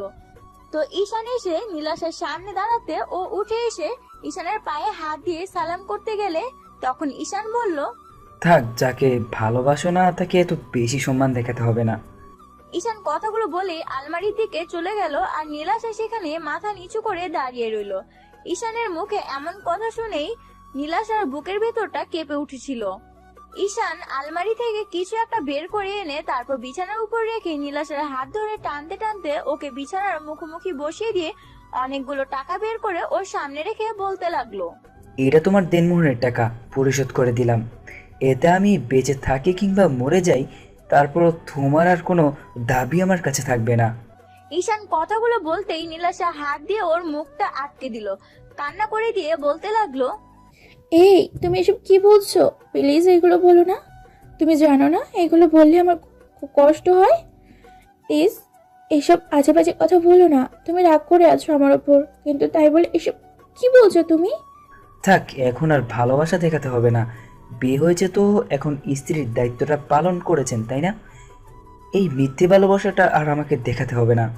নীলাশা কান্না করতে লাগলো। তখন ঈশান ওকে রেখে তারপর বিছানা ছেড়ে একটা বালিশের চাদর নিয়ে যখনই সোফার দিকে যেতে নিবে তখনই নীলাশা ঈশানের একটা হাত ধরলো আর কান্না করে বলতে লাগলো, এই তুমি ওইদিকে কোথায় যাচ্ছ? তোমার কি মনে হয় এত কিছুর পরেও আমি তোমাকে বউ হিসেবে মেনে নিব আর তোমাকে ভালোবাসবো? সেটা তোমার ভুল ধারণা। আমার ভালোবাসাটা ওই দিনই মরে গিয়েছে যেদিন তুমি আমাকে ওরকম বাজে কথাগুলো শুনিয়েছো, দূরে সরিয়ে দিয়েছো, যার জন্য এতটা যন্ত্রণা পেয়েছি। কিন্তু ভালোবাসাটা তার জন্য বেঁচে নেই। এখন শুধু পাহাড় সমান ঘৃণাটাই তোমার জন্য বেঁচে আছে। না না, তুমি রাগ করে এসব কথা বলছো তাই না? প্লিজ এরকম কিছু বলো না, আমার না প্রচন্ড পরিমাণে কষ্ট হচ্ছে। তুমি তো জানো আমি তোমার দেওয়া কষ্ট সহ্য করতে পারি না। শিখে নাও, এখন থেকে শুধু আমার বাজে চেহারাটাই শুধু তুমি দেখতে পাবে। ওই জন্যই বলেছিলাম যে আমাকে বিয়ে করার দরকার নেই। তাছাড়া এখন তো তোমাকে আর ভালোবাসি না। একটা সময় যে তোমার দেয়া কষ্টটা আমি সহ্য করতে পারতাম না, যার জন্য মরতে বসেছিলাম। তারপরেও তুমি আমাকে একটু দয়া করোনি, আমার ভালোবাসাটা পর্যন্ত ভিক্ষা দাওনি। আম্মু পর্যন্ত তোমার পায়ে ধরতে গিয়েছিল, আর তুমি নিজের জেদের কাছে অটল ছিলে। তাহলে এখন কেন এসেছো আমার লাইফে? আমার ভালোবাসাটাকে তুমি পায়ে পিষে মেরে ফেলে দিয়েছো সেদিন, আর এই ভালোবাসার কথা বলে লাভ কি? তুমি প্লিজ অমন করে বলিও না। আমি অনেক অন্যায় করেছি, তার জন্য তুমি শাস্তি দাও। তারপরও এরকম একটা রাতে তুমি আমাকে দূরে সরিয়ে যেও না। তুমি জানো এই রাতটা নিয়ে মেয়েদের কত স্বপ্ন থাকে। প্লিজ তুমি আমাকে এমন করে দূরে সরিয়ে দিও না। আমি তো ইচ্ছে করে এমন কিছু করিনি, তাহলে তুমি কেন আমাকে কষ্ট দিবে বলো? না না, আমি তোমাকে কষ্ট দিচ্ছি না, কষ্টটা তুমি নিজেই তৈরি করেছো। এই ঈশান আর ভালোবাসায় বিশ্বাস করে না। আম্মু তোমার পায়ে পর্যন্ত পড়েছিল ভালোবাসা ভিক্ষা চাওয়ার জন্য, কিন্তু তুমি সেদিন কিছুই বলনি নিজের অবস্থানের কথা ভেবে। আম্মু এটাও বলেছিল যে তোমাকে আর আমাকে নিয়ে অনেক দূরে চলে যাবে, তারপরেও তুমি রাজি হওনি। আর আজকে ভালোবাসা দেখাতে এসেছো, দরকার নেই এই ভালোবাসার। আমার হাত ছাড়ো বলছি। ঈশান নীলাশার হাতটা ছাড়িয়ে নিয়ে সোফায় শুয়ে পড়লো, আর নীলাশা ফুপিয়ে কান্না করতে লাগলো। ঈশান কোনো কথা বললো না, কিছুক্ষণের মধ্যেই ঘুমিয়ে পড়লো। নীলাশা ঈশানের পায়ের কাছে বসে পা জড়িয়ে ধরে কান্না করতে লাগলো। তারপর মাঝরাতের দিকে যখনই নীলাশার মনে হলো যে ঈশান প্রচন্ড পরিমাণ রাগ করে আছে, নীলাশা তাহাজ্জুদের নামাজে দাঁড়িয়ে গেল। তারপর 2 রাকাত নফল নামাজ আদায় করে আল্লাহর কাছে হাত তুলে কান্নাকাটি করতে লাগলো, আর ঈশানের জন্য ভালোবাসাটা ভিক্ষা চাইলো। ঈশান সবটাই শুনতে পেল। তারপর একটা সময় অবাক হয়ে ওর দিকে তাকিয়ে রইল। সারাটা রাত আর নীলাশা ঘুমাতে পারলো না, শুধু কান্না করে গেল। তারপর যখন পরদিন সকালে ঘুম ভাঙলো, তখন ঈশান গুটিসুটি মেরে সোফায় শুয়ে আছে। হয়তো অনেক ঠান্ডা লাগছে, তাই নীলাশা ওর শরীরে একটা চাদর দিয়ে দিল, আর ঈশান ওর হাতটা জড়িয়ে ধরলো। নীলাশা হাতটা ছাড়িয়ে নিয়ে কিছুক্ষণ ওর মাথায় হাত বুলিয়ে দিয়ে ওর কপালে একটা ভালোবাসার পরশ দিয়ে কান্না করতে করতে ওয়াশরুমে চলে গেল। নীলাশা লম্বা একটা শাওয়ার নিয়ে কোন রকমের একটা শাড়ি পরে বের হলো। ও কখনো বারবার ফুপিয়ে ফুপিয়ে উঠছে। নীলাশা ভেবেছিল ঈশান রেগে আছে, কিন্তু এত বেশি রেগে আছে সেটা ও ভাবতেও পারেনি। তো নীলাশা আয়নার সামনে দাঁড়িয়ে নিজেকে গোছাতে লাগলো। তারপর ঈশানের ঘুমটা যখন ভাঙলো, খেয়াল করলো আয়নার সামনে একটা পরী দাঁড়িয়ে আছে আর নিজেকে গোছানোর চেষ্টা করছে। নীলাশার এই রূপ দেখে ঈশান উঠে বসে, কিছুক্ষণ ওর দিকে তাকিয়ে রইলো, আর পুরো একটা ঘোরের মধ্যে চলে গেল। তারপর আয়নাতে নীলাশার ফর্সা উন্মুক্ত পেটের উপর সুন্দর নাভিটার উপর চোখ পড়লো। তখন ঈশান ভুলেই গেল ও নীলাশার উপর রাগ করে আছে। ঈশান অজান্তেই উঠে গিয়ে নীলাশার পেছনে দাঁড়ালো। নীলাশা একবার ওকে আয়নাতে দেখে প্রশ্ন করলো, অমন করে কি দেখছো? আমার বউটাকে দেখছি। কেন, আমি কি তোমার দিকে তাকাতেও পারবো না? না মানে আসলে কালকে তো তুমি বলেছিলে তুমি আমাকে। নীলাশা কিছু বলে ওঠার আগেই ঈশান ওকে পেছন থেকে খুব শক্ত করে জড়িয়ে ধরলো। তারপর যখনই ওর পেটের উপর 2 হাত রেখে তার উপর ঘাড়ে আর গলায় নাক ঘষতে আরম্ভ করলো, সাথে সাথেই নীলাশার চোখ জোড়া বন্ধ করে নিল। ও এখনো বারবার ফুপিয়ে উঠছে। ঈশান নীলাশার ঘাড়ে আর গলায় কিস করতে আরম্ভ করলো। নীলাশার বুকটা ক্রমশই ওঠানামা করছে, ওর নিঃশ্বাসটা ভারী হয়ে আসছে। নীলাশা আর থাকতে না পেরে ঈশানের অবাধ্য হাতের আঙ্গুলগুলো খুব শক্ত করে চেপে ধরলো। ঈশানের প্রত্যেকটি স্পর্শ নীলাশা পুরো উন্মাদ হয়ে যাচ্ছিল, আর ঈশান ততটাই আদরের মাত্রা বাড়িয়ে দিচ্ছিল। ঈশানের রোমান্টিক অত্যাচারে নীলাশা আর থাকতে না পেরে ঈশানের দিকে ঘুরে ওকে বিদ্যুতের গতিতে জড়িয়ে ধরলো। ঈশান নীলাশার মুখটা তুলে খেয়াল করে ওর গোলাপের পাপড়ির মতো ঠোঁট জোড়া এত বেশি কাঁপছে, যেটা বরাবর ঈশানকে কাছে টানছে। ঈশান নীলাশার মিষ্টি ঠোঁটের স্বাদ নিতে ওদের ঠোঁট এক করে দিল। সাথে সাথে নীলাশা ওর চুলগুলো আঁকড়ে ধরে রেসপন্স দিতে আরম্ভ করলো। এভাবে 5 মিনিট যেতেই ঈশানের মনে পড়ে গেল নীলাশা একটা সময় ওকে ইগনোর করেছে। নীলাশার করে প্রত্যেকটা অবহেলার কথা মনে পড়তেই ঈশান ওকে ধাক্কা দিয়ে দূরে সরিয়ে দিল। ঈশানের এমন বিয়ে ভেবে নীলাশা অবাক হয়ে ওর দিকে তাকিয়ে রইল। তারপর বলল, কি হলো, তুমি এইভাবে সরিয়ে দিলে যে? নীলাশাকে এমন অবস্থা দেখে ঈশানের নিজেকে সামলে রাখতে পারছিল না। কথাটা ঘুরানোর জন্য আর নীলাশাকে কষ্ট দেওয়ার জন্য বলতে লাগলো, তুমি কি ভেবেছো আমি তোমাকে এত সহজে মেনে নেব? এইটা তো শুধু তোমাকে কষ্ট দেওয়ার জন্য করলাম। তোমাকে আমি বারবার কাছে টেনে নিব, কিন্তু স্ত্রীর অধিকারটা তুমি আমার থেকে কখনোই পাবে না। সব সময় শুধু তোমাকে এমন করে কষ্ট দিয়েই যাব। ঈশানের বলা প্রত্যেকটা কথা নীলাশার বুকে তীরের মতো বিচ্ছে। ও তাড়াহুড়া করে ঈশানের সামনে আসলো, তারপর ওর একটা হাত ধরে চুমু দিয়ে বলতে আরম্ভ করলো, জান পাখি, প্লিজ আমাকে মাফ করে দাও। আমি অন্যায় করেছি, তার জন্য শাস্তি দাও। তারপরও কাছে টেনে নিয়ে এমন করে কষ্ট দিয়ে দূরে সরিয়ে দিও না। আমি থাকতে পারবো না তোমার স্পর্শ না পেয়ে। প্লিজ আমাকে একটাবার বুকে জড়িয়ে নাও। আমি প্রচন্ড পরিমাণ মিস করছি তোমার পাগলামিগুলো। প্লিজ আমাকে আগের মতো ভালোবাসো। কখনোই না। তোমাকে আর একটা মুহূর্তের জন্য আমি ভালোবেসে নিজের বুকে জড়িয়ে নেব না। তুমি কি ভেবেছো আমি সবটা ভুলে গিয়েছি? কখনোই না। ঈশান কথাটা বলেই গাড়ির চাবিটা নিয়ে বেরিয়ে পড়লো। ঈশানের আব্বু আম্মুকে ডাকাডাকি করলো, কিন্তু ও কারোর কথা শুনলো না। ঈশানের আম্মু তাড়াহুড়া করে নীলাশার রুমে এসে দেখলো নীলাশা ফ্লোরে বসে কান্না করছে। ঈশানের আম্মু বিষয়টা বুঝতে পেরে নীলাশাকে জিজ্ঞাসা করতেই নীলাশা সবটা বলল। সব শোনার পর ঈশানের আম্মু চুপ করে রইল আর নীলাশা কান্না করতে লাগলো। ঈশানের আম্মু ওর পাশে বসে ওর মাথায় হাত বুলিয়ে দিয়ে বলতে লাগলো, মামনি তুমি শান্ত হও, দেখো ঈশান তোমার উপর রাগ করে আছে, একটু কষ্টটা সহ্য করে নাও। এতগুলো দিন ধরে ছেলেটা আমার আর তার রাগটা জমিয়ে রেখেছে। তুমি হয়তো জানো ওর রাগটা একটু বেশি, তার জন্য হয়তো তোমাকে এমন করে কষ্ট দিল। তুমি কান্নাকাটি করো না, দেখো সব ঠিক হয়ে যাবে। আম্মু, আমি যে হার পাচ্ছি না। তোমার ছেলে আমাকে এমন করে ইগনোর করলে আমি কি করে সেটা সহ্য করব বলো? আমার মরে যেতে ইচ্ছে করে। ও কালকে রাত থেকে আমার সাথে মিসবিহেভ করছে, সেটাও আমি মেনে নিয়েছি। আর আর আজকে আমাকে এমন করে কাছে টেনে নিয়ে দূরে সরিয়ে দিল। আম্মু, তোমার ছেলে বলেছে কখনো আমাকে স্ত্রীর অধিকার দেবে না। এগুলো শোনার পর আমি কি করে নিজেকে ঠিক রাখবো বলো? পাগলি মেয়ে, এমন কিচ্ছু হবে না, তুমি ঠিক ওকে মানিয়ে নিতে পারবে। দেখো ও একটু পরে এসে তোমাকে সরি বলে দিবে। ঈশানের আম্মু নীলাশাকে বুঝিয়ে তারপর ওকে খাবারটা নিজ হাতে খাইয়ে দিল। ঈশানের আম্মু নীলাশাকে কান্নাকাটি করতে দেখে ঈশানকে কল করলো আর বাসায় আসতে বলল। ঈশান কোনো কথা না বলে ফোনটা কেটে দিল। ঈশানের আম্মু রাজকে ফোন করে ঈশানকে বাসায় পাঠিয়ে দিতে বলল। রাজ ঈশানকে খুঁজে বের করে কিছুক্ষণ ওকে বোঝালো, তারপর ও সারাটা দিন ঈশান আর বাসায় ফিরলো না, যার জন্য নীলাশা সারাদিনই কান্না করলো।